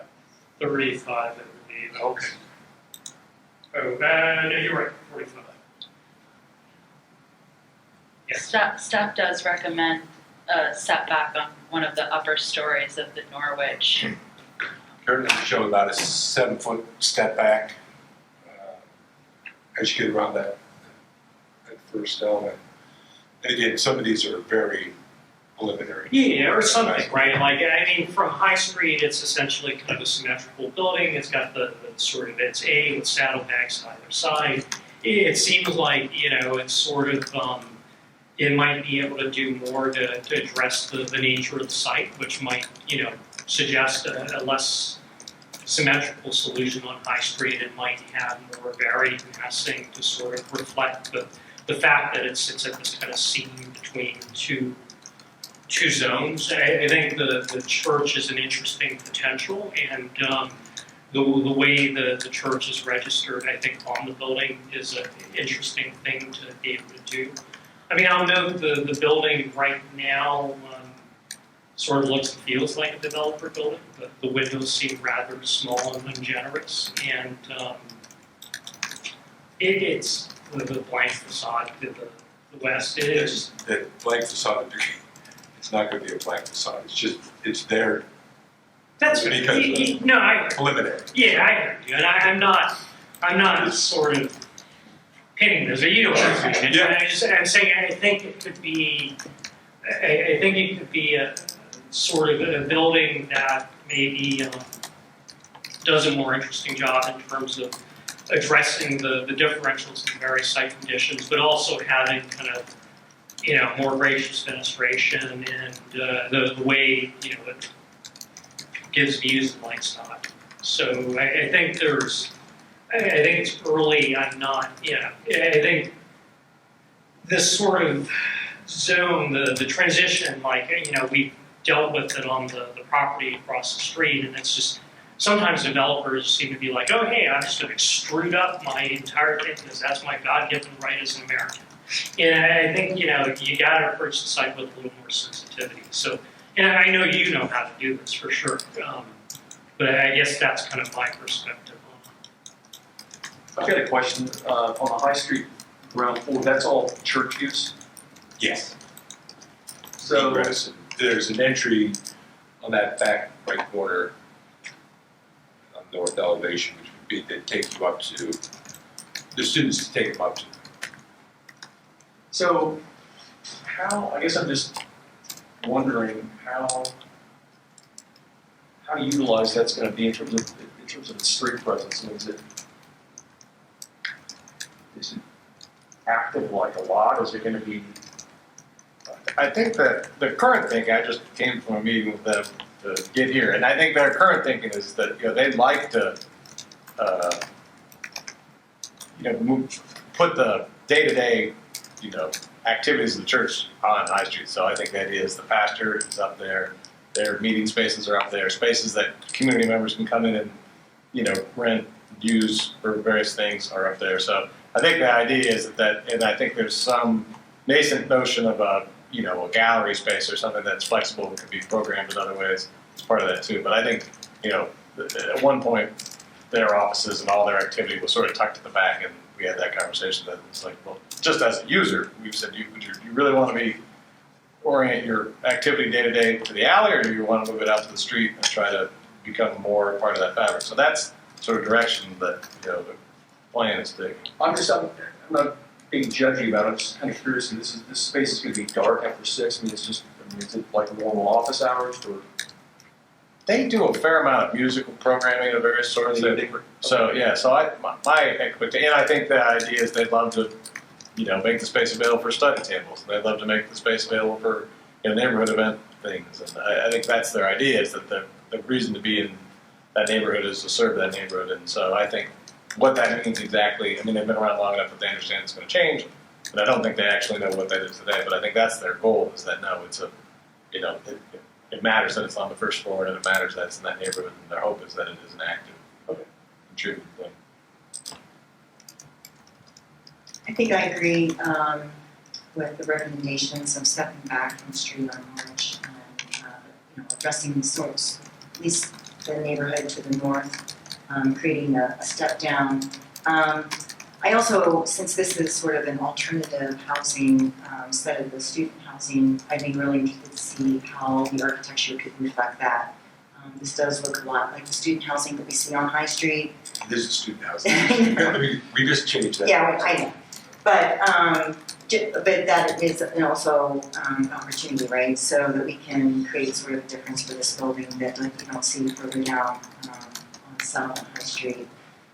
I do appreciate, of course, the windows on the transparent on the first level. And to your point, how the church utilizes that along High Street. I do kind of wish there was a way to kind of give them a little bit more of a presence. This doesn't look like a retail shop. There should be, architecturally, I think there's some easy ways to solve that.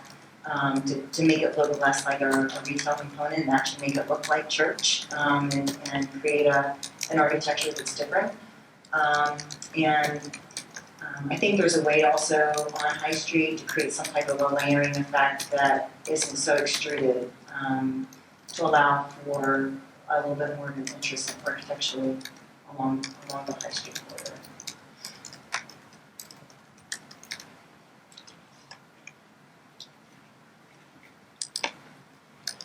Is it possible to indicate on the High Street side a little more that that is the presence of the church?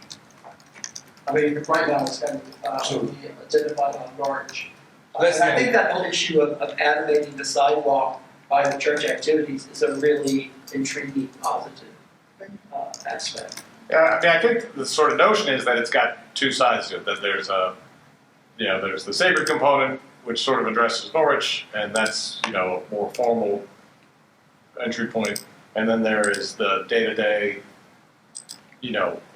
piece that engages the street, engages the neighborhood, and I think, so that, I think, whether the difference ends up looking like this or not, I don't know, but I think the sort of fundamental idea is that, that there is that dichotomy that doesn't just feel like, an all stone-based building, and we say, well, stone represents church, and everything else represents, housing. So I think that's the. But the windows along the north part of the east facade, that's still church territory. It's not sanctuary, but it's church. Yeah, the whole first floor is church. Yeah, and so that when the differentiation that's getting labeled is difference between sanctuary space and everything else. So there's a significant, community hall space or, so that they will use obviously, but also if you say, hey, we're having an event, we need tables for 80 people, you can use that. So, really the two bays with trees in front of them are sort of that, and the stone, limestone looking piece is really the sanctuary. So I think it's trying to understand that glass, at least for me, glass doesn't equal activity. And if there's no entrance and it's just glass that's going to have shades down because it's someone's office, that's not really providing any activity. And so there'd be more if there was. Is there some entrance there? I mean, even for the residential entrance, is that possible to move that to the front so that there's not just meeting the kind of the permeability requirement, how much glass we need, but that there's true activity on that section. So I guess, my thought of it is, we're building fabric. We're not building a church. We're building a church on Norwich. And we're building a fabric that's going to weave in with the rest of High Street's fabric. And this is the kind of stuff you want, which, nobody's writing it's going to be the University Baptist Church for 100 years. So, the opportunity to be able to grow the community, change, and morph, give that transparency there. I guess that's kind of what we were hoping, that it could grow with the community, and it might very well change. So, and I'm not sure what building like a church, what that looks like, but with it was more about mine the is fact. less architectural based, it's more as a program. No, I agree with that. Understanding it's like, for me, and I've We been on cause the other the side, church. there's activity, like you could put empty storefronts that don't get leased, that doesn't get there, we wanna see activity. And so, how understanding that church programming, some schematic layout, if there's a way to get an entrance, that creates that activity. The architectural side, I'll leave it to the architects on the board of how that is, but for me, it's more about just how does the streetscape feel. I drive by home by an award-winning bank building every night. That's exactly what you're talking about. It's we're very sensitive that where it's blinds and offices and the backs of computers. It's a great building, but it is not good urban planning. So we'll come back with more specific layouts that I think speak to that, because I think we're real sympathetic to that perspective too. I also have a question, and forgive me, this is also my first day on the board, so, do you know if does this building back up all the way to the alleyway? I just didn't really see any, spaces to leave for outside at all. It just kind of looked like this building kind of met. It's right up into it, it's 5 feet to the south side. And then, were the recommendations from were they that they would add some landscaping? Was that one of the recommendations? Or? So two pieces were to consider public art for the wall that faces the alley, which is where my little hand is. We had that on the garage. Here. We had that on the Lane Avenue Yeah. drawings that we've submitted to the planning commission. So we can definitely have it there as well. And then in addition to that, locating some bicycle parking, just to help mitigate, some of that parking reduction. So I think there's opportunities on Norwich and High Street just to put some bicycle racks, just to kind of help with that. But in terms of landscaping, we appreciate that street trees are being provided, and we feel like that's, appreciated. I guess I would add to the point, I've lived in the university district, people putting their bikes on Norwich or High Street isn't for a residential project, isn't really, I think that services for the church for short term. With parking, thinking of something inside a small bike room. They're way over, it's a big bike. So they well exceeded more the, important to me than necessarily just on the street. on the first floor, access to a path. It's part of the kind of civic nature for the project. Right now there's not a really good north-south. You've got the alley, you've got High Street. but as the kids are moving towards campus, so we don't see it on this site plan. So much to their credit, ACC agreed with us to keep it off the church, their property line, and create a 15-foot buffer. And the Baptist Church and the Newman Center had created a nice little garden on that south side on High Street. And we're going to extend that all the way up through, and then that's where the bike room would be, the northwest corner, so the kids can get in, get out, and move quickly to campus. We've well exceeded the bike requirements, the code, only because we want the bike requirements for kids. And we really do believe this will be really to, kind of take pressure off. Ohio State's not going to reduce their enrollment anytime soon. So, I mean, I know there's a lot of pressure out in the university area trying to get kids there. I think having parking, at least in this site, 500, whatever the number is, 590 kids, so close right there is it's going to be a help all around. That's from a walkability, livability. Just follow on and focus, probably like this, but we're also then, as part of the university area commission review, it was all first floor on Lane Avenue, it was all going to be student amenity.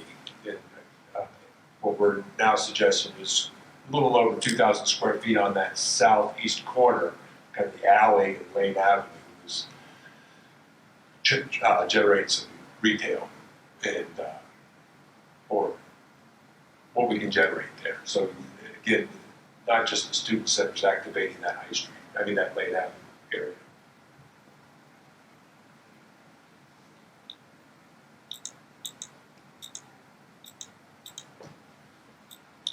Any other comments from the board?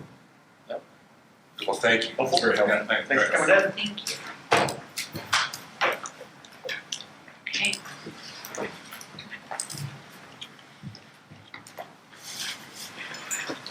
Last and certainly not least would be UID 22-09-008. Yes, so 1816 North High Street is approximately 0.8 acre site located at the northeast corner of North High Street and East 14th Avenue. It is mostly vacant with a contributing structure built in 1920. The site will be permanently redeveloped with an office use in a future phase of the 15th and High project. Today, the applicant is seeking conceptual feedback on a proposal to temporarily redevelop the site with temporary uses and landscaping for the next 2 to 5 years. The proposal includes street trees along North High Street frontage, food truck service area, outdoor seating, and a busybody post, a terraced open-air amphitheater, tinsel structure with swings, native plant area, and an open recreation area. The site contains an existing crane base, which will be retooled as public art by local students. In Phase 2, post-demolition, the food trucks will be moved to the northwest quadrant where the structure currently sits and include more fixed, movable seating. And if we look at their application, this is a very large-scale aerial of the site, but what we're looking at is sort of down here, this sort of lower right-hand corner. This is the site where the hand is. This is a more zoomed-in aerial of the site. This is a site plan drawing showing the different programming of the site that I just described. And then this is, your typical bubble diagram showing the same thing. I will also note that the applicant provided this more formal presentation with some updated imagery. This was not used to write the staff report, but it all rings true to what I just described. And it just sort of outlines things a little bit more. And then the applicant can go through this. But after review, the proposal is generally consistent with the University District Plan. The plan encourages the incorporation of plazas, seating, and pedestrian amenities, and placement of art in public spaces. The plan also recommends that landscaping, street trees, and non-invasive plant species be incorporated into the development to enhance structures, create shade, and provide environmental benefits. Lastly, the plan calls for lighting that animates the streetscape and addresses pedestrian activity, while also minimizing uplighting and light spill. As such, staff supports the conceptual proposal and recommends that the applicant explore activating the ground floor of the existing on-site building and consider how the site can be activated year-round. As the proposal develops, staff recommends that the applicant provide site lighting details consistent with plan design guidelines and, to the extent possible, incorporate a safety call box on the site. Thank you. Thank you. Could you raise your right hand, please? Do you swear or affirm to tell the truth, the whole truth, and nothing but the truth? Yes. Wonderful. Additional comments, explanation? So we have a bit of a prepared presentation. It takes about 7-8 minutes. Okay. I'm happy to go through it. Sure. Yeah, you can go over this right here. I guess this is pretty much it. So my name's Kevin. This is Tyba. This is Brandon. We are presenting a temporary use park for conceptual review. So for some context, we are students with OSU in the City and Regional Planning Department, and we have been asked to create this site plan for Campus Partners, who owns the site. Basically, this is going to be a temporary use park. It was originally intended, Campus Partners was intending to develop it into a mixed-use commercial and office space. However, due to the pandemic, they're obviously reconsidering their need for office space. So while they are reconsidering, they came to us and asked us to come up with something to do with the site in the meantime. So for context, you can see the image on the left is our location within respect to campus. We're right across from the heart of campus. The image in the center is the top-down view. You can see the northwest corner of the site. That is the current structure. And then the image on the right is the one Belkis showed earlier in the staff report. So that's essentially the current state of the site right there. The crane base you can see in the top right there, that's the southeast corner of the site. The east side is just grass. The structure on the northwest site is, Campus Partners already has all their permits for demolition. They're just trying to relocate the 2 commercial tenants that are currently there. There is no residential use currently. I just want to go to the next slide. So just a quick note on phasing for our plan. The grass area is available pretty much immediately. And then the other half where the structure is, they're anticipating demolition within the next 18 months or so. So we kind of considered that not immediately available. However, we are kind of thinking that probably the corner of 14th and High, the southern portion of the site, would probably be available. It's currently just a gravel parking lot that they don't need the entirety of, so we'll maybe try to use some of that for him too. So Brandon, you'll talk to a little more about the site plan. So in coming up with this site design, we wanted to kind of hit on 3 big themes, which were sustainability, placemaking, and the incorporation of local business. And those kind of themes permeate through a lot of the different programming and site elements that we came up with. The site's split into 3 main sections that kind of follow those phasings. So the first section, which is the eastern half of the site, the right-hand side, that includes our open air amphitheater space, which is at the top, a recreation space located in the center, and a prairie restoration site, which is located on the right in that kind of dark green along the Pearl Alley. And near the bottom, around the existing crane base, we had a wooden arch structure proposed for that area. In the bottom left, the southwest corner, the proposed the greenery that you see at the bottom there is additional prairie restoration, followed by, as you move up a little bit on the other side of the pathway, that is some recreation space and seating spaces. And in the top left corner, the northwest corner, we have a food truck and dining space, supported by a tensile structure with kind of a canopy style structure there. We anticipate having around 3 bays for food trucks that would be serviced by, not by generators, but by being able to tap into the existing electrical in the building next door, which is owned by Campus Partners. The pathways that we show here, the kind of light gray color that you see, especially on the right-hand side, that is anticipated to be more of a kind of pea gravel type walkway. The dark kind of red color, we haven't decided upon an exact material yet, but we anticipate a permeable paved surface. And the site along those pathways is to be accessible ADA compliant. In the very center there, where that kind of light gray circle is, we were hoping to have a art installation approximately 15 feet tall that we would put out requests for proposals on. And with that, I'm going to let Tyba kind of break down some of the individual sections there. Yeah, thank you, Sagar. So today I'll be broadly speaking about how we designed and how we divided our sections. So we divided our total site plan into 3 sections, which would be first, what you're seeing now is the prairie section, and I want to emphasize again the north is pointing upwards, so which is not mentioned in the plan, so I'm just emphasizing on that. That the eastern part of the site is composed of 4 components, which you're seeing on the right. East top is the open air theater, which would be made up of wooden planks and which would be approximately 5 feet high by 10 feet depth. And on the right side, which you see is the educational prairie zone, and on beside that is the play zone, and on the bottom corner is the art installation, and that's the space where now currently the crane base is there. So we couldn't move the crane base, and it has a 10 feet boundary over it. So we wanted to convert the existing crane base into something interesting. So we have art installation in that part. And the prairie, which I want to emphasize that it's regulated for 3 to 4 feet height. The prairie height is 3 to 4 feet height, and it will be maintained and moved in winter and springs.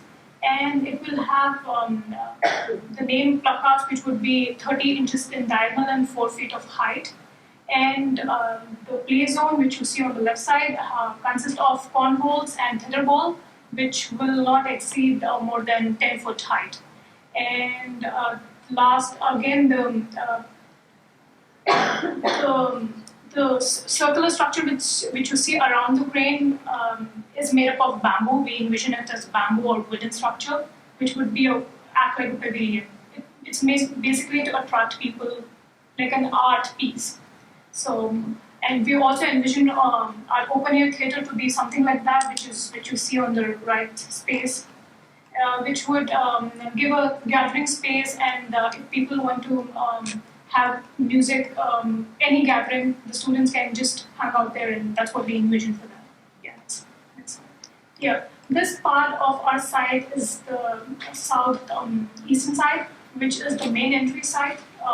The pathway which you see, which is in red color, has pentagonal arches, which are 15 foot height, and we want the budget is not fixed, so we are proposing our options for materials, which would range 3 budget constraints. So right now we envision it as wooden, but it could be any other material if the price budget gets priced. And this section has a prairie, which would have all the condition which I mentioned in section 1.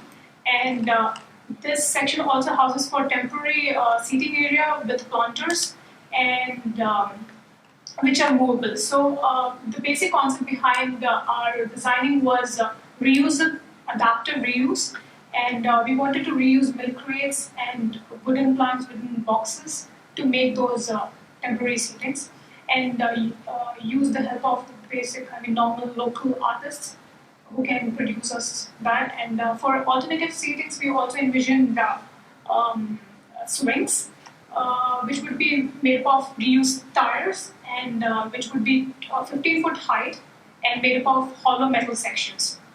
And moving on to third section, which is the dining area, our concept was for placing this the food trucks in this area was to accommodate the pedestrians from High Street, the office space which is north to our side, and WSQ, which is present on right side of our site. So and also that we wanted to take the electrical lines from the existing North Business Building, which is the campus partners own that. So we don't want the trucks to be using their own electricity.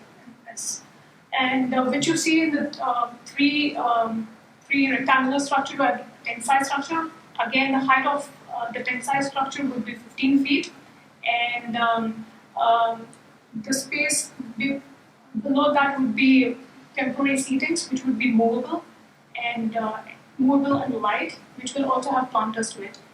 Connecting to the tensile structure through the food truck, we have ambient lighting, string lightings, which would be connected from tensile structure over the food truck area.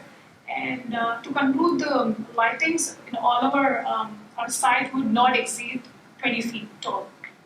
And with that, I would like to pass to Kevin. Yeah, so just a quick note on our role here before we turn it to answer questions. So, like I said, we're students. We're going to be doing our role in this project ends this coming month, where we're going to pass off all the work we've done and the different cost levels we've evaluated for the site plan to campus partners, and we'll include your guys' feedback in that report. And then campus partners will probably be coming to you in the next year or so, looking for actual approval for the site. And I think that's it. Questions? Comments? Well, thank you very much for providing this presentation to us. It's really great to hear your perspectives on the project. I have a couple of questions for you. I know this is an evolving thing and things, you take some time to look at this. Are each one of these different areas at the same level, or do you have different elevations going to be built into some of the grass mounds or the prairie area or anything like that, or are they meant to be flat? I think so. Generally speaking, the site is very flat and we don't anticipate any real major grading to it. It does slope from the northwest or northeast corner to the southwest corner as you go up to it. And along 14th, there's kind of a bit of a berm. You go up just a slight bit, but generally it'll remain very flat. To add to that, yes, the prairie which you see on the entrance section is elevated for 1 feet. 1 foot height. Yep. And then the shading devices, because obviously when you create a green space, especially not right now during the winter months, but during the summer months, obviously you look for some relief from the heat, and I like the idea of the tensile structures. I think it's a really great way to accommodate that. The trees that you're showing here, you say this is like a 3 to 5 year project, temporary project. My concern would be that the trees would actually reach a height that would really allow for a lot of the sort of the imagery that you're proposing. What are your thoughts about sort of how you would incorporate some of that in there? I can kind of take that one. So yeah, the imagery might be a little misleading here. I imagine the trees will probably be a little smaller. We are intending to, everything's going to be using large planters. And that was kind of campus partners' request. Our ideal goal is that everything that's in this park can be relocated somewhere around in the area after this park goes away, including the trees. So I think, yeah, this imagery probably does show the trees maybe a little bit larger canopy. They would likely have all the trees we selected. I don't remember the names off the top of my head, but they are all recommended by the City of Columbus Parks and Rec Department. And we got all the prairie stuff is all from, it's all plants that you would also see at Whetstone. You might have already answered this. Did you say that this, that part of the playground would be ADA accessible? Is that already? Yes. Okay. All right. Thank you. But the idea with the permeable paved space, walkways, the dark red there would be everything that is adjacent to those would be accessible. Mm-hmm. So I would, from the prairie, I would probably recommend you steer clear of that, because establishing prairies is very, very difficult. So I don't know, they're specialty plants, and if it's a temporary project, you're going to have to buy containerized plants to get any impact at all. And even though most prairies are, they're very forgiving from a water usage standpoint, they're not initially until they get established. So you're going to need some method of watering the stuff. So I had a project a lifetime ago where we tried to establish a prairie, and I wish I never would have done that, because it's not nearly as easy as you think it is. It takes a long time. So, and I think just in general, given where this project is, I would go light on the landscape material, period, because if a tree's in a plant, kids are drunk and they're gonna try and see if they can break it in half. I mean, I'm sorry that people act, but they do, and that's what's gonna happen. And then the archway pieces, that kind of scares me because people are gonna try and climb it, or they're gonna see if they can knock it down. So people behave not so well on Saturday night after, bar hopping for 5 or 6 hours, or God forbid, if you lose a football game, so. And then the gravel, just be sure, well, this is a detail, but you're gonna need to use a stabilized gravel, so it doesn't get kicked all over the place. And,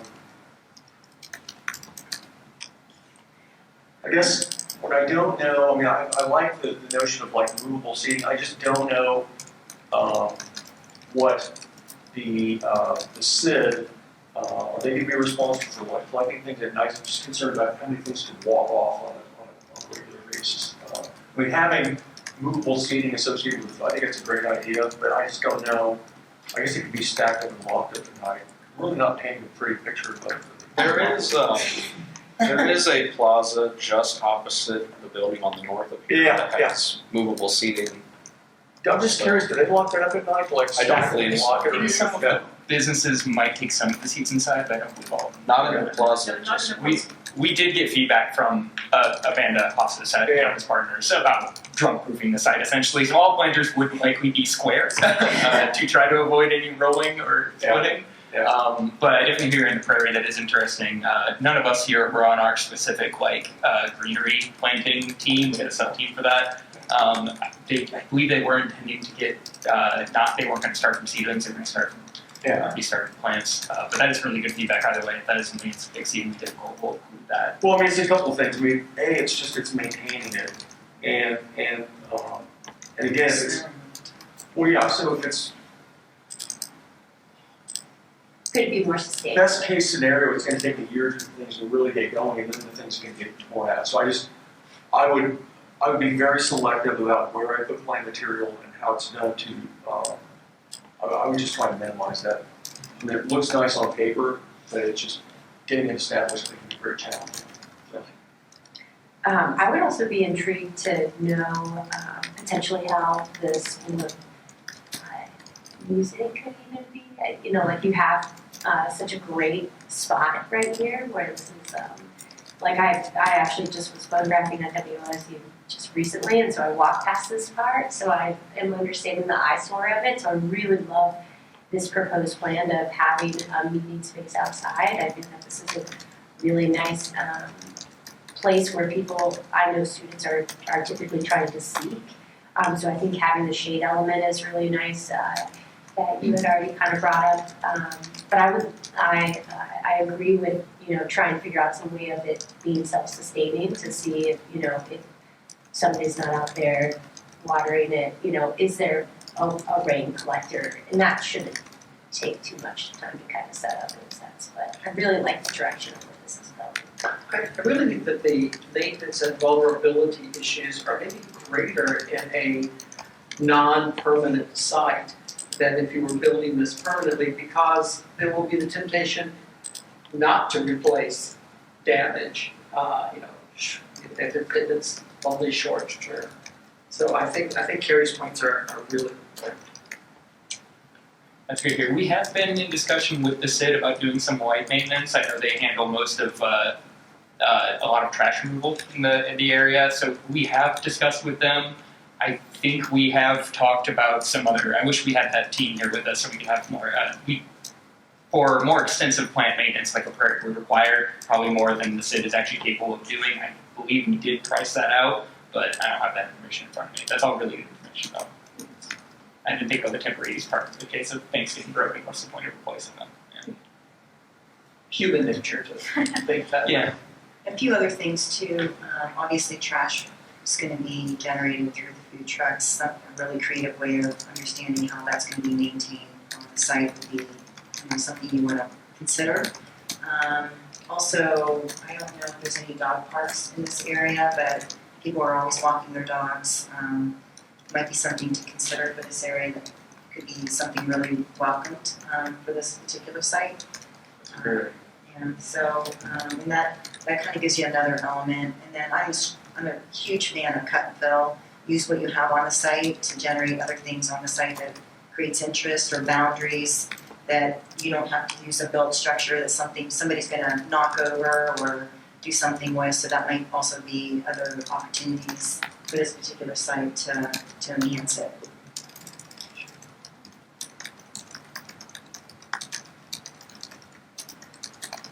Any other comments?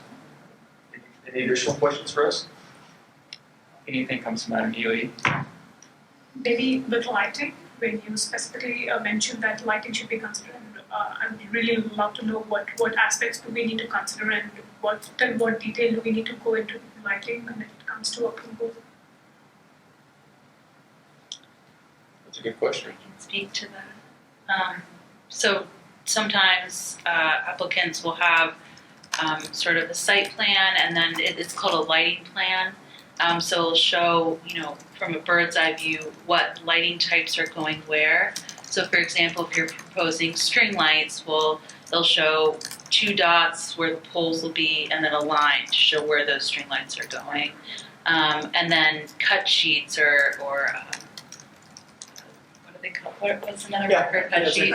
Yeah, like a product cut sheet will be provided as well. So if you have like 3 lighting types, you'll have the 3 cut sheets of, the brand, the maker, manufacturer, and I'll have information on the lighting, that type of thing. In addition, you can go to any sort of lighting group that provides lighting, and they'll give you what's called a photometric. So you understand how much light you need and how far around it will go, and what your different lumen counts are.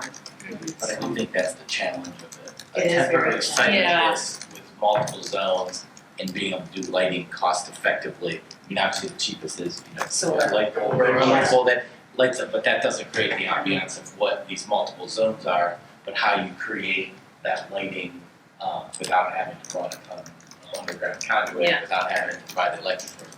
That's a problem, because something like this, it can't be that at night it's totally dark. I was just Safety for was legitimate better. security concerns that people, given the passes you've got, people are gonna wanna cut through it.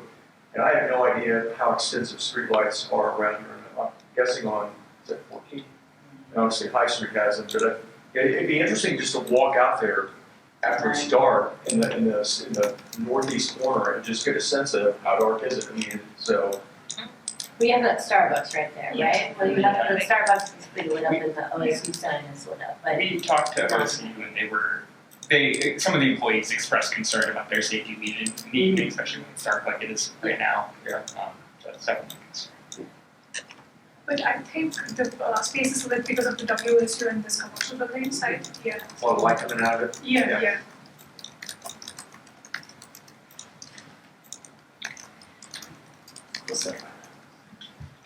Thank you so much. Do you have a sense when you'll be back? That's up to campus partners, unfortunately. That was another thing with programming. Like we tried to look into, could the WEX or would WSU be interested in actually programming events there, and we just can't. We're gone. Yeah. So it's really hard for us to anticipate that. Yeah, and my reason for the schools for mentioning like the School of Music or, the other types of colleges that are there, I mean, if you have them also on board on some of this, then maybe they'll help kind of facilitate the artists that might be there, or, the different types of sound things that could be incorporated within that for some of the ADA accessible parts, but yeah, super sweet. Yeah. To add to that comment, we did reach the Department of Arts, so they're helping us make sculptures and They provide some advice on the RFPs yeah, that we wrote out. Now, you're moving on at what point? At Pasadena? So we're passing into campus partners at beginning of middle of December. Yeah. Very good. Thank you. Yes, thank you very much. Okay.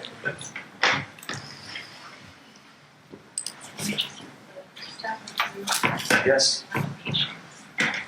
Anything pop out as No, No? it's all fine. okay? So you guys got the 2 roofs and the 1 graphic that fell outside of fine, so Okay. it's fine. Are we ready to adjourn? We need a motion? We need a motion and a second for the staff. Yeah. Yeah. I'll make a motion to approve. You can't make a motion as the chair. You can only ask if a motion can be entered. Someone make a motion. I'll make a motion to Okay, thank you. Is there a second? You can second, Carrie. I'll second. Okay. All right, so we have a motion and a second. Ms. Councilman, Yes. Ms. Parker, Yes. Mr. Reeves, Yes. Mr. Suplet, Yes. Mr. Szymanski. Yes. Thank you. Thank you. Thank you. Start making more motions once I get it, so. All right, are we adjourned? We are adjourned. Okay. I don't think we do. No. Thank you, everybody. I'm not gonna make it. We're all there. We send it. Thank you, everyone. Have you ever been involved in the appeals process